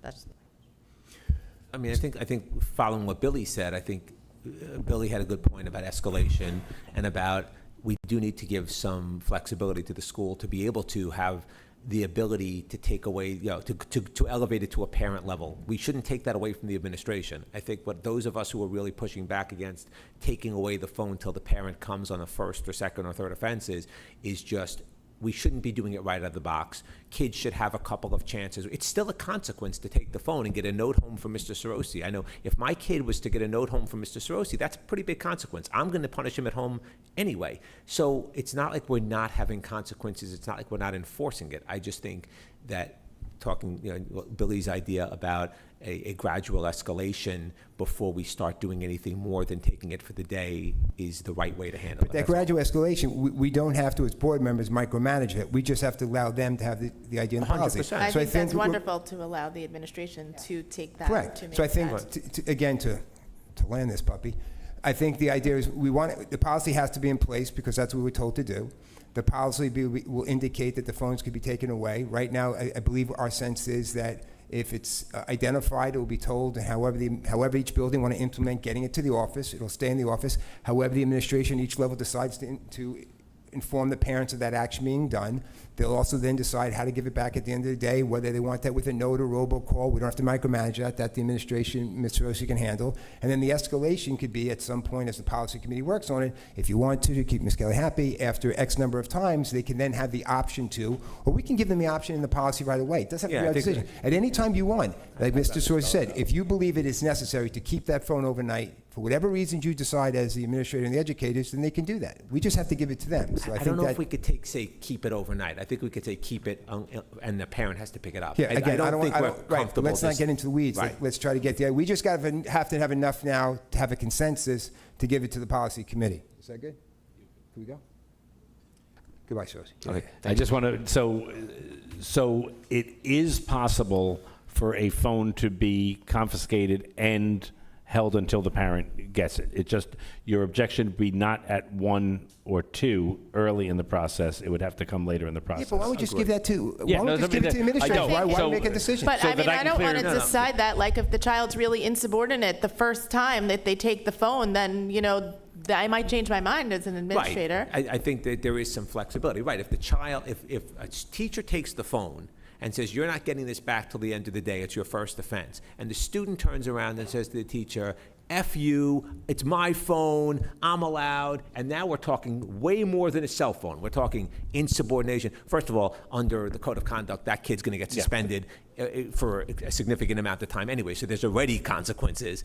But I don't think we need to iron out every possibility and every eventuality. But what I am asking for is that the administration has the ability. That's the key. Correct. Because once you preclude it, they Correct. don't have it. Correct. Once you say it's amongst many possibilities, we know how to do that. Right. Correct. Right. As They long have as the it's not authority on to do. first We- offense. I said so. we- I think we got it. I don't think we're gonna I'm looking at a couple of principles. I think I'm getting consensus there. I think. Well, if Postman has to do that, we got bigger issues. Mrs. And I'm running Mrs. I'm running Postman's for taking that watch, and and I do think to your point, like. Are we going to take a first grader's, I think, Right. Well, I think we age don't- appropriateness is. Right, I don't think we have to micromanage what our administration's doing. So, she forces on us, we'll make a policy, we'll put the boundaries in place, and we'll allow our staff to do like they've always done to make the right decision when it needs to be done. You good? Think we're good? Okay. And then we'll come up with language at policy committee that kind of reflects that? Yeah. Moving along with our meeting. Who knows where we are now? June is always a long one, just want to let you know. Well, thank you, Governor. We're going on to, so we're moving on to district-wide safety plan public hearing. Mr. Press. You got about 2 minutes. 2 minutes? Well, I would be remiss if I didn't give Mr. Belmont one of his, a nice PowerPoint presentation, because I know he loves them so. So I'll try not to drag this one on too long, but 2 minutes? All right. So we are here tonight to present the district-wide school safety plan.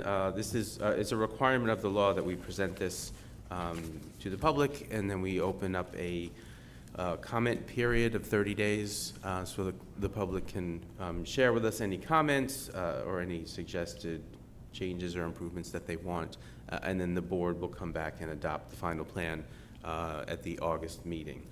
So the plan itself, it's a very comprehensive document. It contains a lot of information, a lot of plans, a lot of protocols, and resources and things of that nature that help us, identify threats and hazards, and then provides us with plans and protocols to respond to those threats. This plan this is the district-wide plan. This works in conjunction with building-level plans. We don't present the building-level plans. There's a lot of confidential information in those plans, but the board will adopt those as well. We just don't present those in public. The plan gets reviewed by the district-wide school safety, the Health and Safety Committee. The committee is appointed every August by the Board of Education. So the committee was appointed last August for this year. The committee for next year will be appointed this August. There's 36 members on the committee. It's a wide range of representatives. There's Board of Ed, administrators, all the school principals are in there, directors of facilities, health, guidance, and technology. We have union representation, so it's a broad range of people, including PTA, students, and we even have a rep from our insurance carrier on there. So the committee, we reviewed the plan and approved it in May, and we'll talk about the timeline a little bit in another slide. Really not many changes to the plan this year. There were changes that became requirements for 25-26. They were required by legislation that was actually passed last year, but in anticipation that that the legislation would pass, we incorporated all of those changes into the 24-25 plan. So they're included, they're required for 25-26, but we've already had them in there. So no real changes in the plan this year. The changes that really were coming into effect had to do a lot with trauma-informed drills, giving advance notification to parents that drills were coming up so that they could be prepared to address any issues that children may have as a result of those drills. There was some terminology changes. So where you've heard the term lockout before, the term has been changed to secure lockout. So that'll take a little bit of getting used to hearing that, but nothing really substantive other than that. Here's our timeline. So as I mentioned, the safety committee approved the draft plan May 16th. This is the required public hearing, June 11th. The board will establish the 30-day public comment period at the July meeting, the reorg meeting, and then adopt the plan in August, along with the building level plans, and then also appointing the district-wide safety team. And then we get all this stuff done and we submit to the state by October.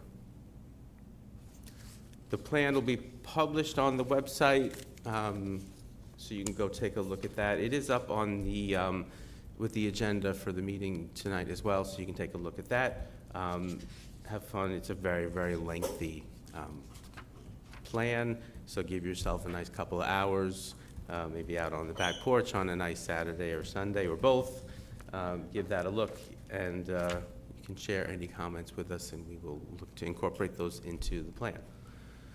And so with that, I'll open to any questions from the board. Questions from the board? I just want to say thank you. I did read it. It will take you a few hours. It was very comprehensive. Thank you. Sure. Thank you. At this time, if anyone has a question regarding the school safety plan, you can come to the podium. You can address that issue now. There will be time in a few minutes to discuss other issues. Okay. This concludes the school safety hearing. Thank you very much. Especially I know how much work goes into doing that. Now open the regular meeting. I should say something before we do the superintendent's report. I think, Terry, you're going to be the only one I really miss. I thought about that because, all those compliments I got that everybody said I was doing, the truth is you run this district. Dr. Lynch and I know that, so. I realize that as I look over all the stuff you do, it looks like I'm up here just doing this fluidly, and I'm not. Like, everything is prepared for me by her, and she's done that for me since day one, so you are. I'm going to come visit you and get those brownies, but appreciate you. Get Dr. Lynch. Thank you, Mr. Belmont. So the superintendent's report, so it's our final report of the year on the board goals. So the first one has been our implementation of the profile of the OWL, and we've been talking for the last couple of meetings about the establishment of the professional development committee. We're going to have our work cut out for us. What I am so happy is that we put next year's plan in the hands of teachers. And for those of you that know, I think that is the only way we get buy-in. It's the only way we make the profile of the OWL real. And I met with them very shortly. I was barely in the room. I what's called charge the committee, and then I leave the room, and they develop a plan, and I've seen the plan for next year, and I think it's a good, solid plan. So they have actually planned out Superintendent's Conference Day. I see some of them shaking their head because they're in the audience. You're making me work.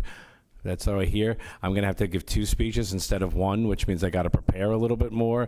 That's just a great idea. I just think the board should know that the special professional development committee said, the animal that's called the elementary teacher and the animal that is the secondary teacher are very different from each other. They're even concentrating on very different goals. So whereas the elementary teachers are all about the full implementation of the writing revolution, they want to spend the whole year looking at that, gathering in professional learning communities to make those embedded in lessons. So that's going to be the first kickoff. And there's a philosophical difference. So they want, I can't remember which way it was, they want to see me first. Is that the elementary want to have the traditional, the secondary. So there'll be the traditional first speech I give and let's go. And then the secondary people is going to be very naturally focused per discipline. It gets much more customized at the. They'll also be concentrating on communication and higher order thinking skills, but it's embedded within content areas. And so they'll be having me speak on day 2 so it's going to be an interesting idea. And then what they have also begun to do, they'll be gathered very soon into the beginning of the next year.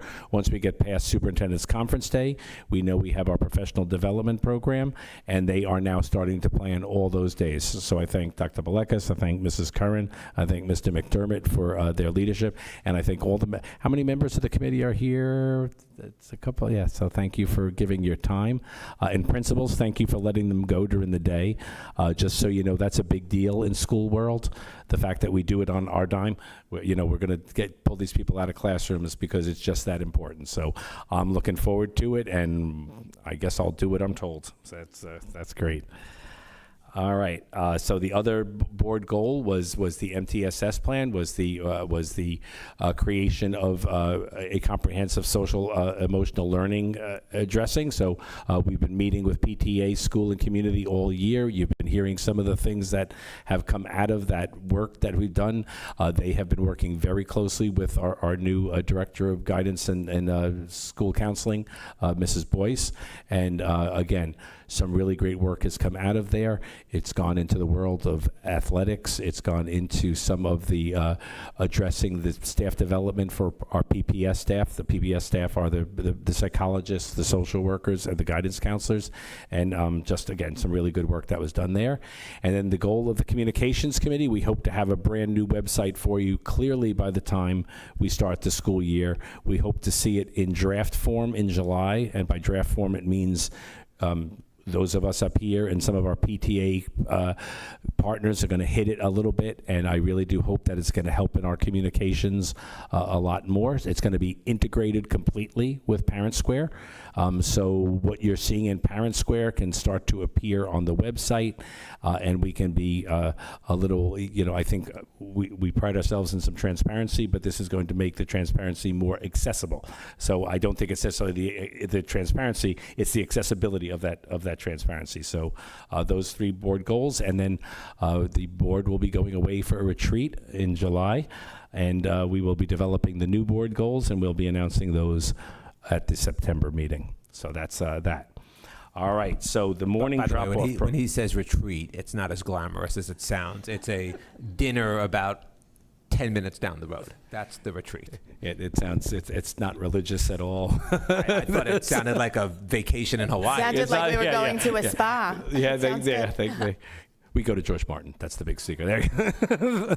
And we sit around a table, and we get to. And what's nice about it is we get to really talk about. We set what's going to go on the next year, and most of it is about how we work together as a team. As those of you have heard, they're the board. I'm the chief executive, and we need to kind of come to terms on how the year should run. So that's what we look forward to at that. So the morning drop-off program, speaking of communication, so we had heard, I really want to thank all the parents that came out to share their thoughts with us at the community forum. That was kind of hastily put together.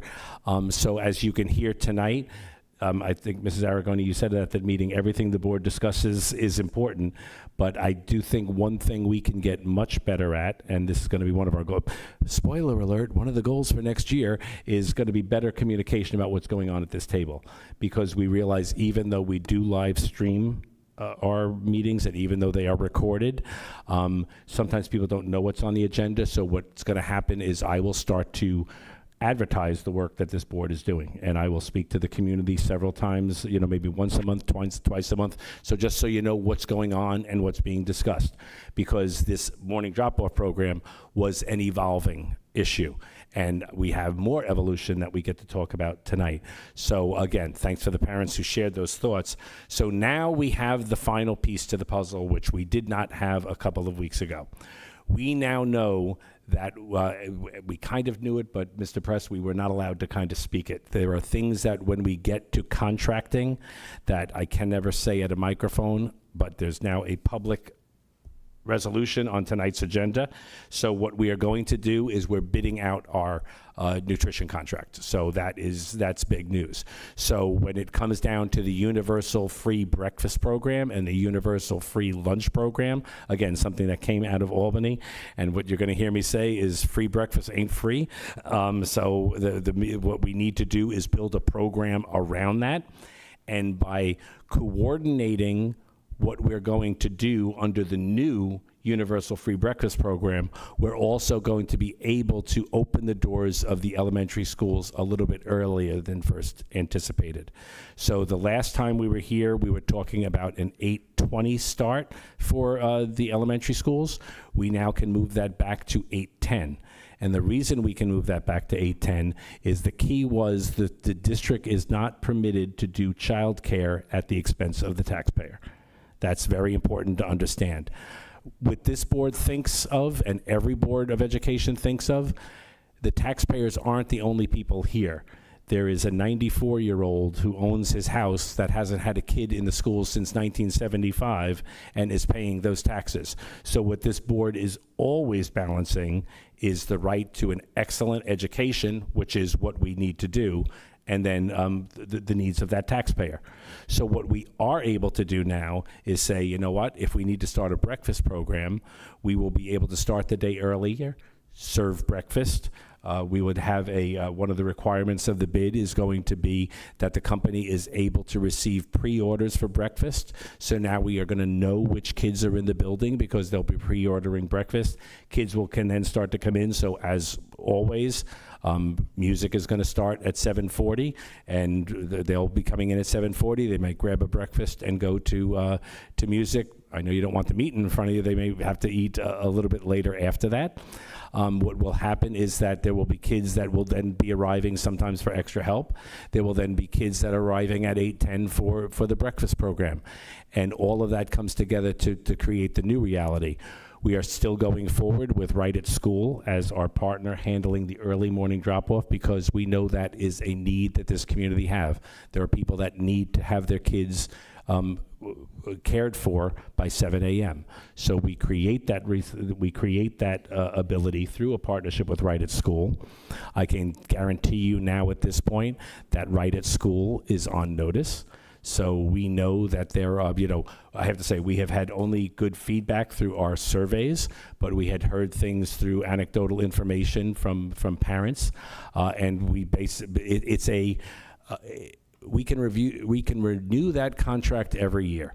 So if we don't like what's going on, we put it out for bid a year from now, and we get someone else on board. So that all happened on that side, which is some good news. Then in addition, we were able to sit down. I have to give a lot of credit to the villages. So the village of East Rockaway came and visited us, along with the village of Lynbrook, and they sat at the same meeting, which was just kind of really wonderful. East Rockaway came, the mayor came along with 3 members of his staff. The mayor of Lynbrook came along with his chief of police.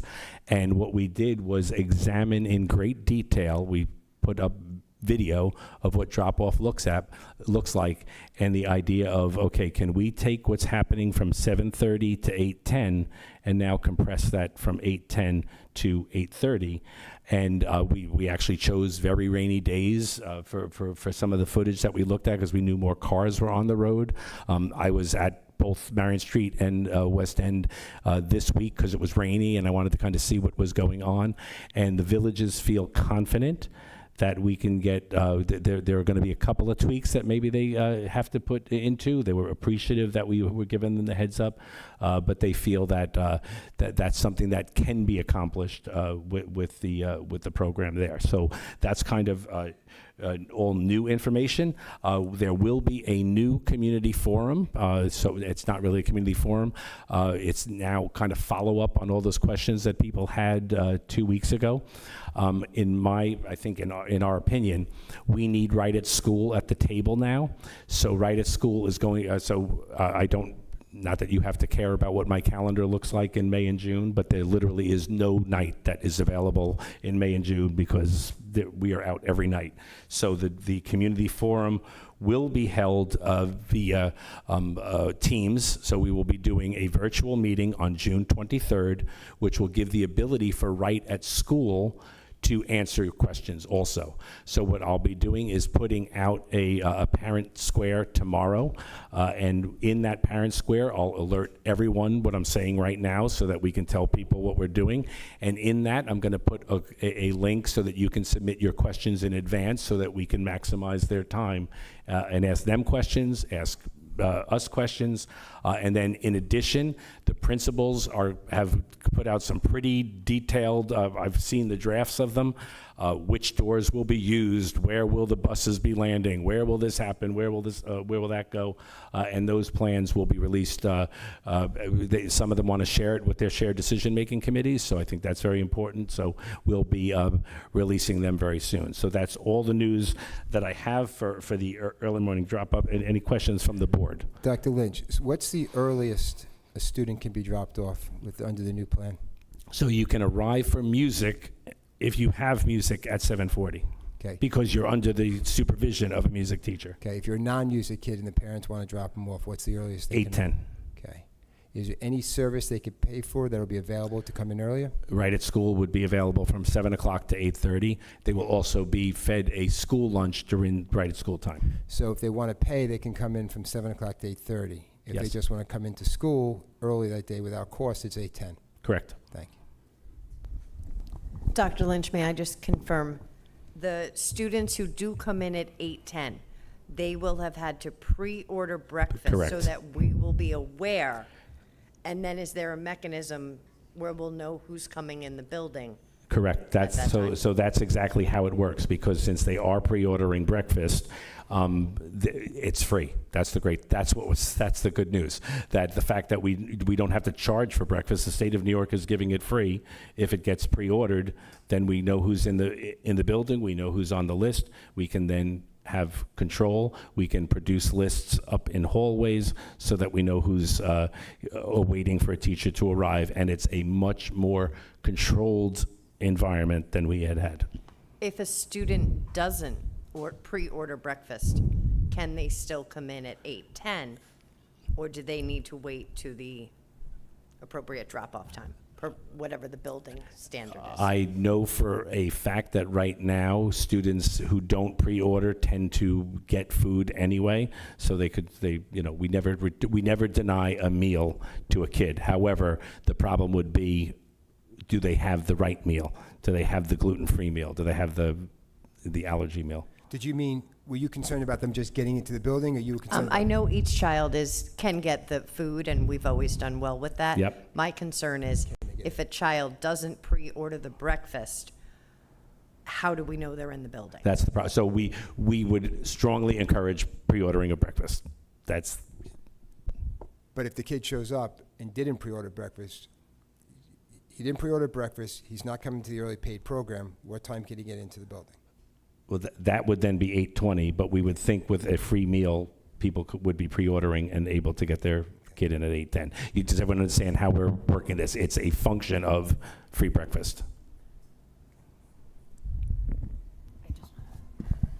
I just want to say thank you, because I attended the roundtable, and I think you addressed so many concerns that parents had tonight, and I appreciate it. Yeah. I just wanted to clarify, on June 23rd, did you say a time? I did not. Okay, thank you. 6 p.m. Thank you. That will be in the message tomorrow. Okay.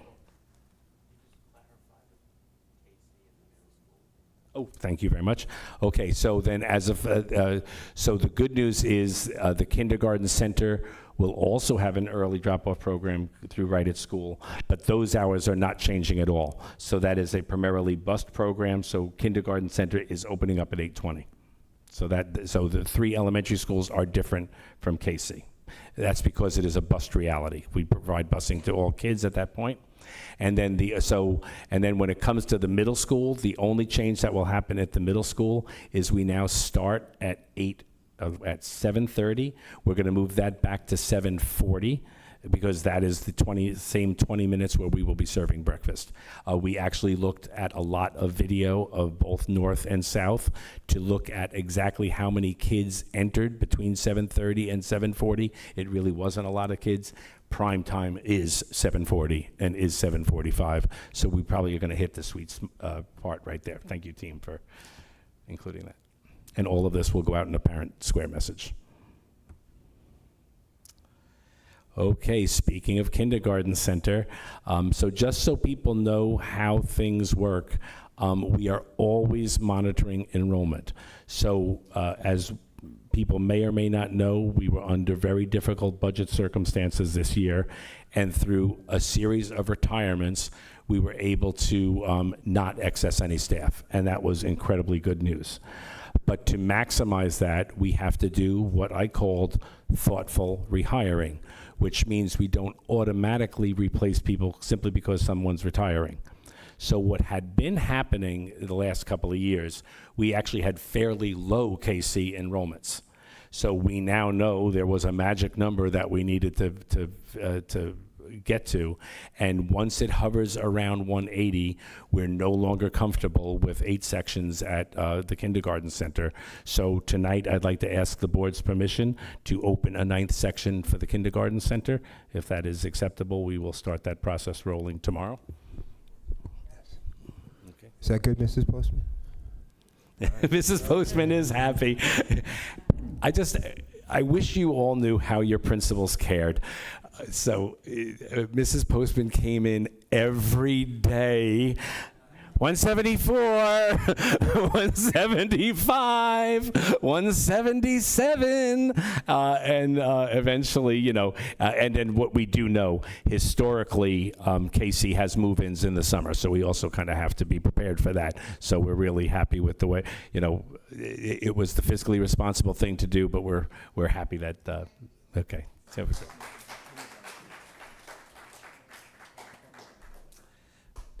okay, and on that, I'm going to throw over to Dr. Blikus.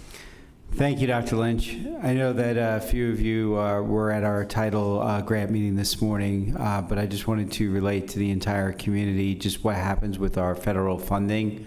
We receive title grants in Title 1, 2, 3, and 4.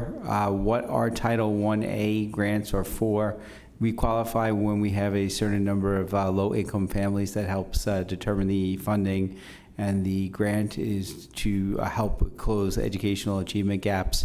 One of the things that we've heard loud and clear through the profile of the OWL was that we need to make sure that we have the proper mental health support. So what we do in our district with our Title I funding is support extra social workers and psychologists. We also are able to provide some extra support for students who may be experiencing homelessness. In Title II, we actually do something very similar.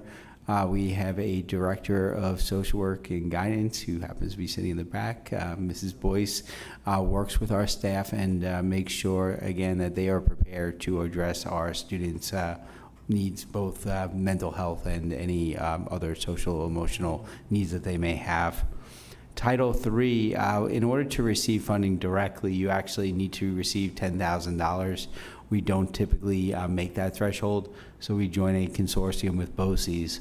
What's nice about that consortium is that BOCES gives us free stuff. So as Dr. Lynch was talking about with translators, we will receive translators for students who need them from the consortium. We don't receive one for every student, but they do give us a supply of things like that. They also give us professional development opportunities for our staff, both the general ed and the the ENL teachers who are working with the students. Title IV, again, we use that towards Mrs. Boyce, and that's more for safe and healthy schools. So again, trying to support the mental health needs of our students. Thank you. And capital projects update. Thank you very much. A lot of stuff, projects getting ready to kick off. Marion Street and West End, our door replacement project. We've started a little bit of the work. The wiring for the wireless door locks has started, but the project will really get going toward the end of this month. We're going to start with in the after-school hours with some of the doors that are not receiving the wireless locks. So some of the stairway doors, we'll start that, and then as of June 30th, things will just start rolling. They're going to start over at Marion Street, and when they're done there, they'll work their way down to West End. So when the teachers and students come back in September, you'll have brand new classroom doors, stairway doors, and wireless door locks. The high school elevator here, we're replacing the cab of the elevator. That's going to start in earnest again June 30th, after school is done.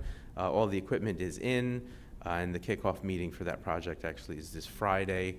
Additionally, the faculty bathroom projects, both here and at the administration building, that kickoff meeting also is Friday.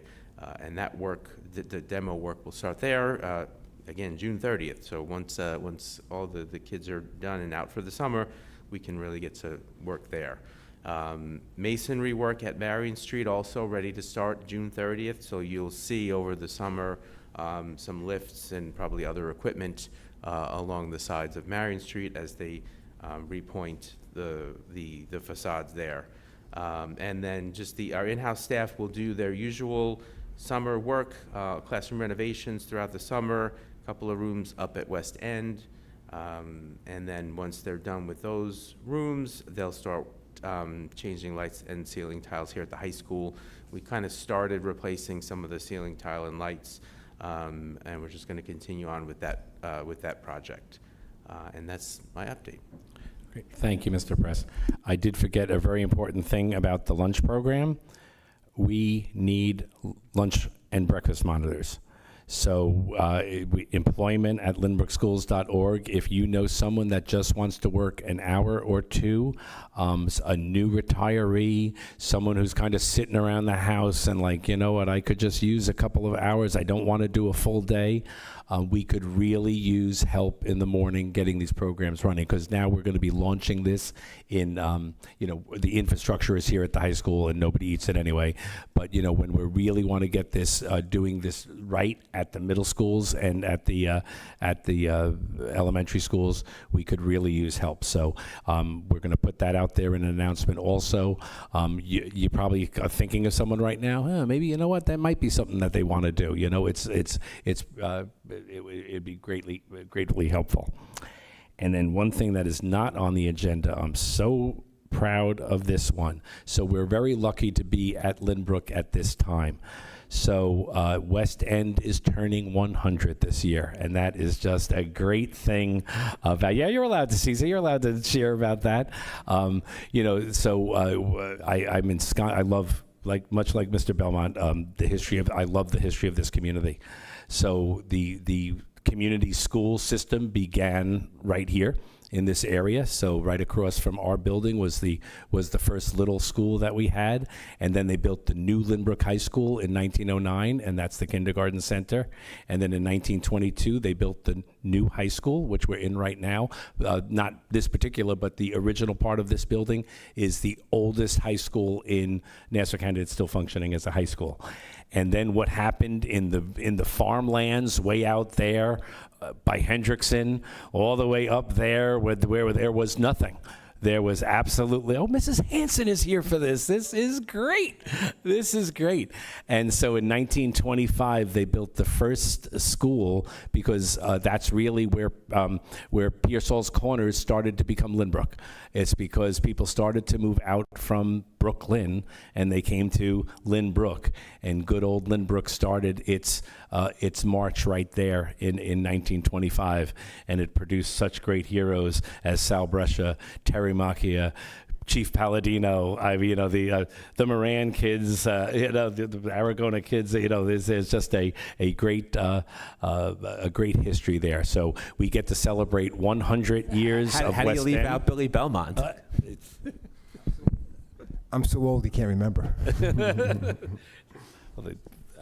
And so we will be having a 100-year of learning and growing together tree planting and time capsule on June 17th at 9:30 a.m. So the entire community is invited to that, and we're just going to give that grand old build. And then, just to talk a little bit about our custodial staff, West End families, it's 100 years old.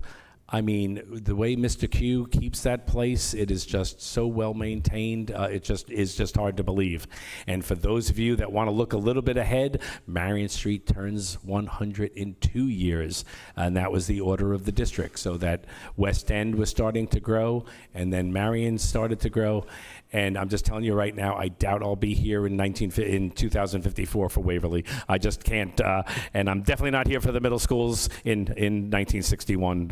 I don't think I'll be almost 100 at that point, so you don't want to do that. So congratulations, West End. This is an Our Proud moment, so all come to that event, and just a great time to be in Lynbrook. And for the last time, back to you, Mr. Belmont. Let's hope so. At this time, we'll have public comment. Anybody wants to address the board, please come to the microphone, indicate your name, state your name, and indicate whether you live in or out of district.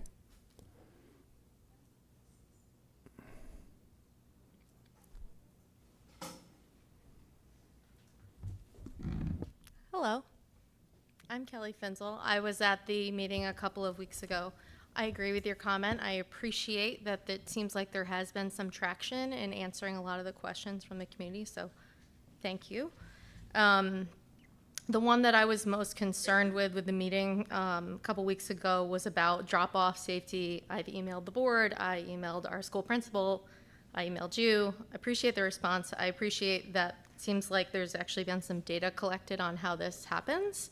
So again, thank you. I'm wondering, you mentioned tweaks. in discussions with the villages. I'm wondering what those are, or what the documentation is, or minutes that are available to the community. I think that I'm interested in what those are and if those meetings are open to the public. So I know this might be frustrating, so I'm not going to speak for the villages because that's not fair. So, you know, we're at a meeting where they're doing some planning. And I guess would say that's not my story to tell. So because they have to go back and do some planning on their own. So we had discussions, but they have to make that reality. So again, So just not does my the story. Board of Ed have a commitment from the villages on when those tweaks will be implemented, i.e. prior to school start? I mean, I can't speak for the villages. They live in a much more, so something I learned that was very interesting. They have sets of laws that aren't on us. And so they have their own bureaucratic challenges with the county of Nassau and with the town of Hempstead. So that's why I don't want to speak for them. So Does the Board of Education have a date for the next meeting with the villages to follow up? but the board doesn't meet with them. You're not having a follow-up meeting on the previous meeting? Oh, I mean, so the greatest thing that happened out of this is so I've always had a good relationship with the village of Lynbrook. I now have a good relationship with the village of East Rockaway. I'll be reaching out to them probably within the next week. Absolutely. Okay, so is it fair to say you'll be able to report maybe something back at the next meeting? I can't speak for the village, and I know that's frustrating. Or I can't at speak. least say we met. Oh, yeah, that I can And, do. That I can. you know, That I promise you. I If can. there is something that you can share, can you make Absolutely. a commitment to Sure, share it? that's Because sure, I think absolutely. one of the resounding things we heard from the 40 to 50 parents at the last meeting was safety. Safety of kids who are forced to walk to school or choose to walk to school, or however you want to say it, is a huge piece of this. Yep. Okay. The second item that I wanted to ask about that hasn't been addressed is about inclusivity of the before-school program for children with special needs. So the before-school program, there is a level of disability that the before-school program is unable to meet those needs. So those are hard. They will say themselves they have hard conversations that they have to have with some parents. They do have inclusivity, but I don't think they could promise as a third-party provider that they could do service every child with special needs at that time. Okay, so just, I'm going to say something back to you and you tell me if it's accurate. There is not an opportunity for children with special needs at the Before Care program? No, there Or is. is it limited? So it's going to depend on the level of disability. Okay. So for example, I can give an example that's, so we under legal we have the ability in very specific circumstances to restrain. We have training on how to restrain. There are people in this room who know how to restrain. As a before-school student, a before-school program with different licensure, they're never permitted to restrain. Sure. So that's the level of disability that I'm kind of talking about, and I can't go much deeper than that, but that would be an example. So for parents who do have a special needs child or children, what is the pathway to move forward that conversation with Right at School for Before Care? Is that through the board? Is that through? Hi, how are you? So just to comment a little bit on what Right at School actually does. When a family has a child that does have special needs, the family speaks with those at Right at School. They have presented, whether it's 504 plans or IEP plans or any other documentation that's necessary to help support that child. Right at School has a team that reviews the documentation to see what they have available to help support each individual child within the program. There are rare situations where there is a child that extends beyond the needs, beyond the support that the program can provide.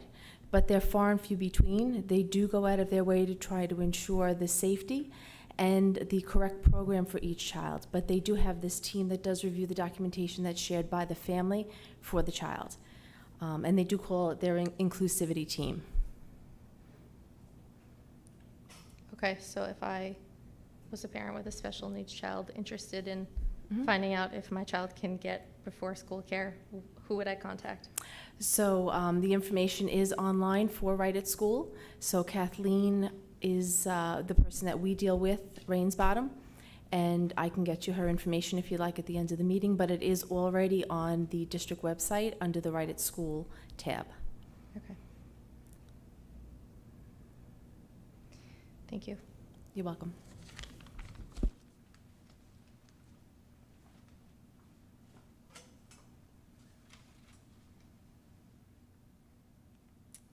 Hello, everybody. My name is Renee Gorin. I think a lot of you know me. And for those who don't, I'm Renee. The first thing I want to do is I want to thank the Board of Education, the teachers, the office staff, the custodians, the librarians, frankly, everybody within the school district for the excellent care that my two daughters, and I'm going to get upset, so I'm sorry, that my two daughters have received in the district. My youngest graduates this year, and it really has been a great experience for both of them. And the level of care that they have gotten from the staff at all of the schools, from the kindergarten center to the elementary school, to the middle school, to the high school, has been top level. And I came in with some pretty high expectations. So I'm very happy to say that they've been exceeded, and that's fantastic. And the good news is that both my girls are doing very, very well. My oldest has completed her junior year of college, and she's now working as a nurse at Memorial Sloan Kettering right in Hempstead. Fully competent, ready, and prepared. And Lynbrook High School did that. She didn't hit a single road bump in college, not one. And Lynbrook High School and the teachers and the staff gave that to her. And my youngest is going to go all the way to South Carolina and make me cry my eyes out. But you know what? She's completely ready to go. She really is. She's confident. She's fully prepared to do it. She wants to do it because the staff, the coaches, other parents gave her that confidence and that desire to want to do something. So I'm so grateful to everybody for what you've done for my daughters. I really am. And I'm not homegrown Lynbrook. I think most people know that. I'm from Mamaroneck. And I love Mamaroneck. And what I wanted for my girls was Mamaroneck, which is set really high. But I'll be happy to tell you that Lynbrook has done a very fine job for my girls, and I'm grateful for that. The other thing I wanted to say, and this might surprise you, is I wanted to thank you, Mr. Belmont. I know that there's been a few times where you and I didn't agree on certain issues. And listen, that's what life is. Sometimes you don't agree. But what you have given the district in 18 years, I have great respect for. You have worked very hard. You have always stood up for the children of the school district. You've always done what you thought was the right thing to do. You never backed down. You've always worked very hard, very diligently. You've given a lot of care, a lot of concern, a lot of time, effort, dedication to the district. I've seen it. I appreciate it. I think lots of people appreciate it, but I wanted you to know that I'm grateful for that level of care. And I hope that someone who sits in your seat has that.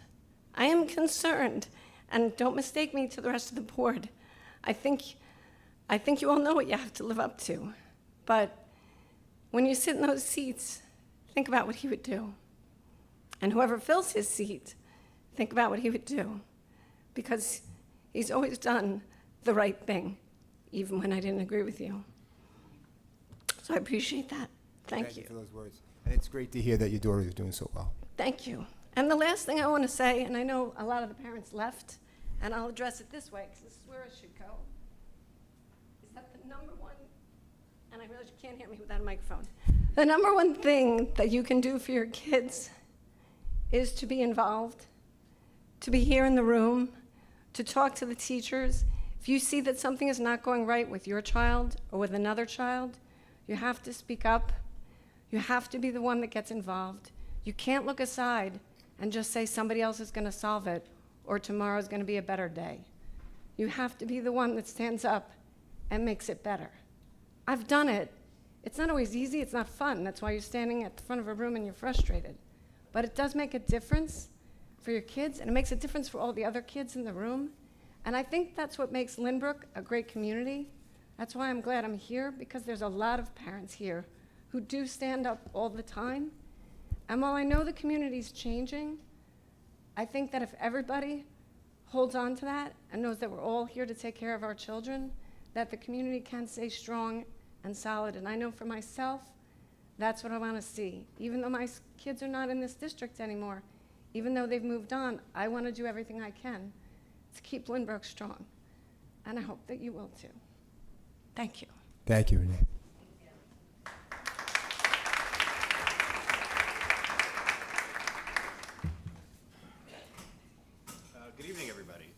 name is Adam Duino. I am a resident here in the district of 2 children, one who's about to graduate out of the kindergarten center and one who is in the 2nd grade of Marion. I am here tonight because I was encouraged to by Miss Aragona. So here we are. I would just like to thank you, Dr. Lynch, for the work that's been put in since the parent meeting 2 weeks ago that resulted in all the work that it sounds like you've put in thus far. I would like to remind you and the board that it is a compromise, and I think it to a great extent is a very fair compromise. There are aspects of it, as was previously addressed, that I don't think have fully been covered.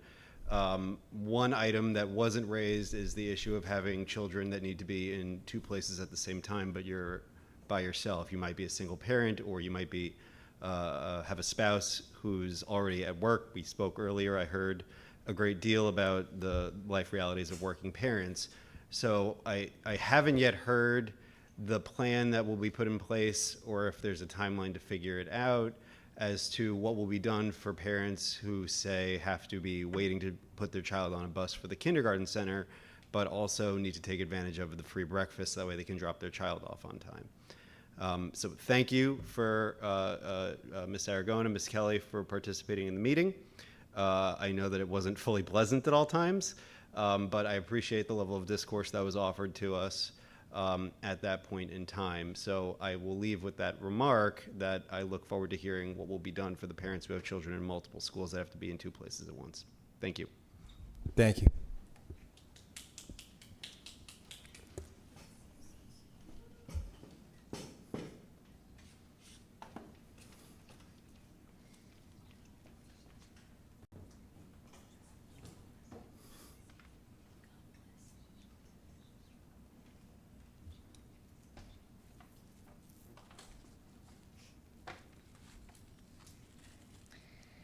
Hi, my name is Cece Farr, and you might remember me as the recycling girl from the November BOE meeting.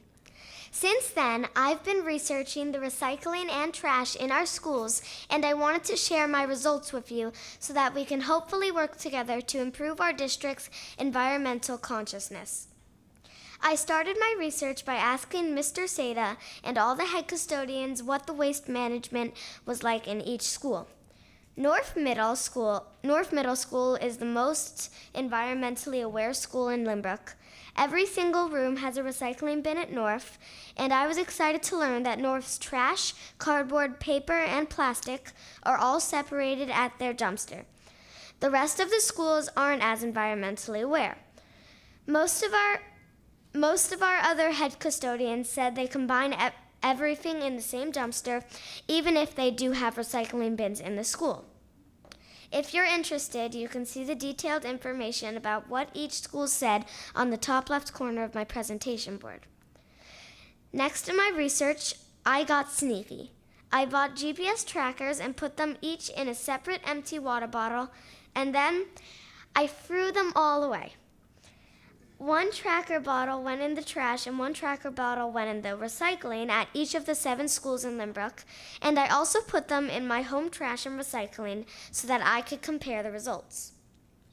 My home trash was brought to Covanta, which is a trash burning facility in Westbury, and my home recycling was brought to Omni, which is a recycling plant that's also in Westbury. At Omni, recyclables are sorted, cleaned, and sent out for reprocessing into new products. Now, let me tell you what happened to our school's trash and recycling.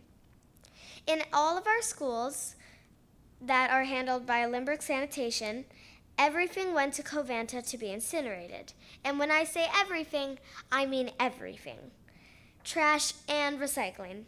Mr. Motherway, I'm sorry if you're listening to this meeting right now, but all of the recyclables that you worked hard to sort and separate at North Middle School unfortunately just end up getting incinerated with the trash. Marion Street and Waverly Park are managed by East Rockaway Sanitation, and their trash also goes to Covanta to be incinerated. Marion Street's recycling goes to Covanta too. South Middle School is managed by the Town of Hempstead's Sanitation Department. The head custodian itself is named Mr. Raoul, and he sorts through the trash and recycles all 5-cent bottles, which end up at Omni Recycling Plant. And the money he gets back from the bottle returns goes right back to the school. Mrs. Ganon told me that over the past 2 years, they've brought in over $800 for Mr. Raoul's bottle returns. The trash itself is the only trash in our school district that doesn't get burned at Covanta. Instead, their trash goes to Ohio. And no, I'm not just speaking brain rot slang right now. I actually mean their trash is shipped to the state of Ohio and it's dumped in a landfill there. So you might be wondering what this all means for our school. Well, unfortunately, it means all the recycling bins that I requested back in November are not doing our planet any good. I do still think we should have recycling bins in our schools because it creates a good habit of environmental awareness for students. Because in a perfect world, those recyclables would all go to the recycling facility. But right now, unfortunately, our recycling bins aren't helping to make our schools greener. So, how can we make our schools greener? Recently, my mom and dad took me to Costa Rica because I heard it's one of the greenest countries in the world, and I wanted to see how they do things there. While we were there, my family and I spent a night on a secluded farm in the middle of the jungle. The owner was an Austrian man, and I asked him about what makes Costa Rica so successful when it comes to environmental awareness. He told me 2 important things. First, he said the Costa Rican people care. They all work together to keep their environment clean and green, and they are all proud of that. This made me think about what Mr. Raoul does at South Middle School, and I think that we can expand on this idea. I'd like to propose that we have 5-cent bottles from their school collection bins at each of our schools. Families could sign up to collect these bottles from their schools once a month and bring them to a bottle return location and then give the money to the principal. I know I can definitely convince my parents to sign up for a few months at West End and North, and I think others will sign up to do this for our schools too. I wanted to test this out, so I asked my mom to take me to Mick Breen's on Sunrise Highway, and it was so easy. I gave them my empty soda bottle, and they gave me a nickel. When I tracked the bottle that I gave them, I saw it went to Omni Recycling Plant. So by doing this, we'd be spreading environmental awareness in our district, helping the earth, and even giving a bit of money to our schools every month. The second thing my new Costa Rican friend taught me about why Costa Rica is so green is the word pre-cycling. Pre-cycling is reducing waste by not creating it in the first place. This means using unpackaged and reusable items as much as possible. In our schools right now, every student who orders lunch receives one of these. And for anyone who can't see what I'm holding, it's a plastic bag with a napkin, a plastic spork, and a plastic straw inside. And when I say every student, I mean even the kids who get sandwiches or chicken nuggets or something else that doesn't require a utensil. Everyone gets a plastic bag with a plastic utensil and a plastic straw. I watch loads of these unopened baggies get thrown away every single day. I know I talked about plastic straws in November, but I'm going to say it again. Can we please stop giving out plastic straws? And instead of plastic sporks, would you please consider switching to metal utensils? I know this might seem like a huge ordeal, but I don't think it actually would be. Here's why. I asked Mrs. Murray about how many students get school lunch at West End each day, and she estimated it's about 100 to 150 students. But most of the lunch options are things that don't require utensils. So this means that most days, if we had metal utensils instead of plastic ones, we'd only have a handful of utensils that needed to be washed at the end of the lunch periods. And once or twice a week, we'd maybe have about 100 utensils to wash at the end of the lunch periods. According to my research, the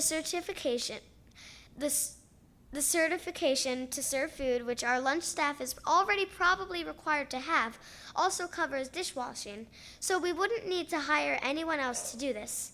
This feels manageable, doesn't it? This is just one idea for what pre-cycling could look like in Lynbrook schools. I know that Mr. Press and Dr. Lynch have said they're looking for a new food company for our schools. I hope you please think about our district's sustainability when you create a request for proposals. Eliminating plastic straws and plastic utensils would be a very good place to start. Thank you for listening. Oh my God.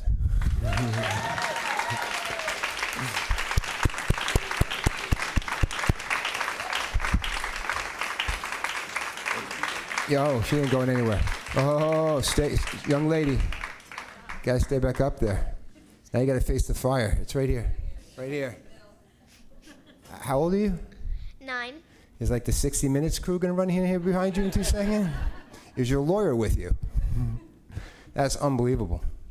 That's just, in the words of my daughter, bro, that's just, I mean, the way you speak, the writing, the work you put into that. 9, you said? Were you like 4th grade? Oh my God. Law school? No. Yeah, you can do anything you want. You can change the world from anywhere, but oh my, it's really, I've been doing this a long time. That's so impressive. Really is, the whole idea and the concept. I will tell you, because I remember when you spoke to us the first time, just to keep in mind, because clearly you're not going to let this go and stay on that plan. And I'm not sure how involved our schools have to be, and you could work that out with the administrators you talk to. I collect bottles from the community, and then when I go to the stations where you drop them off, there are people there, almost like a charity, that you can give them to. So depending upon whether your plan requires that you give the money back, you could probably expand to one of the other charitable things you were talking about or to one of your programs, but that's just so impressive. Dr. Lynch, you're going to have to figure out something, buddy. So you know what I love about the data you've collected? I'm a little sad that Mr. Motherway does all that work and doing the right. The whole thing is that, you know, and every day, I mean, we know him. We know he is so committed, and he goes through all of that for nothing. Like, you know, so you know he thinks he's doing the right thing. And without your data, I don't think any of us, because that's beyond us, right? So our employee is doing everything he can do. Then once it gets beyond us, you know, so thank you for that data. That's what's the Hergic? What was the significance of the Hergic graphing that you had done? Well, sorry, what? You have the Hewlett East Rockaway Jewish Center on your dumpsters. So Waverly's Because it tracks both, Waverly gets picked up also by there? So they dropped their trash. They dropped their trash there, and it was there for a couple days, and then it went to Omni. But this seemed inaccurate to me because they were the same sanitation department as Marion, and they went to Covanta, and when Mr. McDermott dropped the bottle off, he said that they were really excited about this bottle. So I think they recycled that bottle to try and help me with my project. So we now know So they were on to you. They knew that you were tracking the bottle. Absolutely. That's called the observer effect. Yeah, that's. Oh, we know that one. It's amazing. I think we're all incredibly impressed by you. I think, you know, I cannot believe that you're 9 years old. I'm not sure I still believe that you're 9 years old, but you should keep doing what you're doing. This is incredibly impressive. I've never seen anything like this before. So. Thank you. And I'm going to have to talk to you. So the other odd thing is just sometimes dumb luck matters. So the fact that I announced that we're putting that out, that doesn't happen. So what happens when you put out a new bid, you get to live off that bid for 5 years. So most times districts, we don't bid except once every 5 years. So the fact that you're giving this presentation in an exact year that we've just hired a consultant to put the bid specifications together, I mean, the timing is perfect. So that's something that certainly we could talk to Mr. Bigley about. Yeah, actually, they just sent me today some of the information about the bid, and we're going to talk about it with them on Monday. So. Yeah. So, you know, so I think that would be, it's a really long, boring document, but I think I would like to show it to you. I think you can handle it. So I think, you know, it's like the state of New York makes us use a prefab bid for something like this. It's got to be a contract that's according to that, and there are choices that we make in it, and those are some of the choices that Mr. Press is talking about.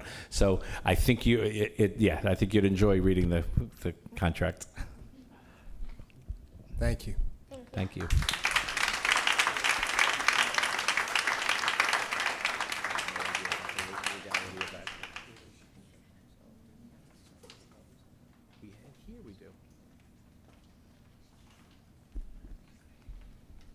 Very tough act to follow.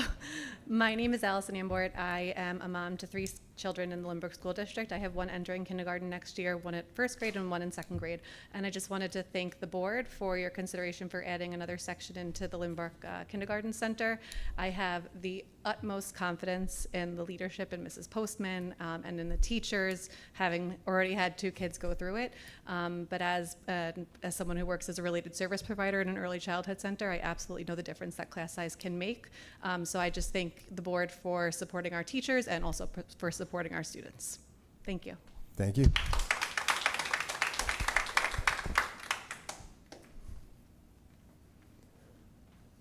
All right, moving on with the meeting. I mean, we've never had that many positive comments at the mic, so what a good way to move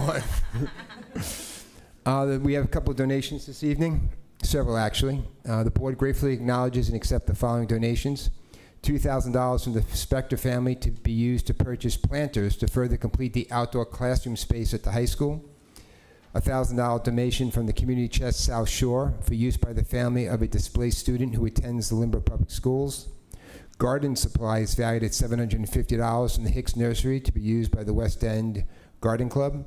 A $500 Amazon gift card from the Lynbrook Kindergarten Parents Club to be used to purchase supplies for the classrooms.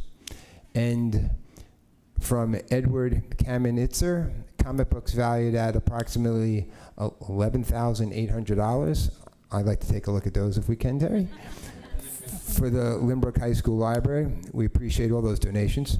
Superintendent's recommendations, may I have a motion to place resolution C1 through C15, 2506C35 through 2506C39, 2506 NC1 through 2506 NC5, and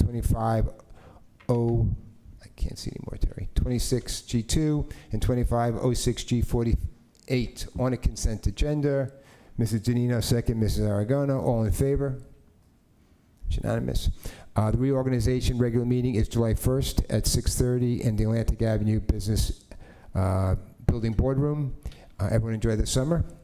That's it. Good night. Belmont out.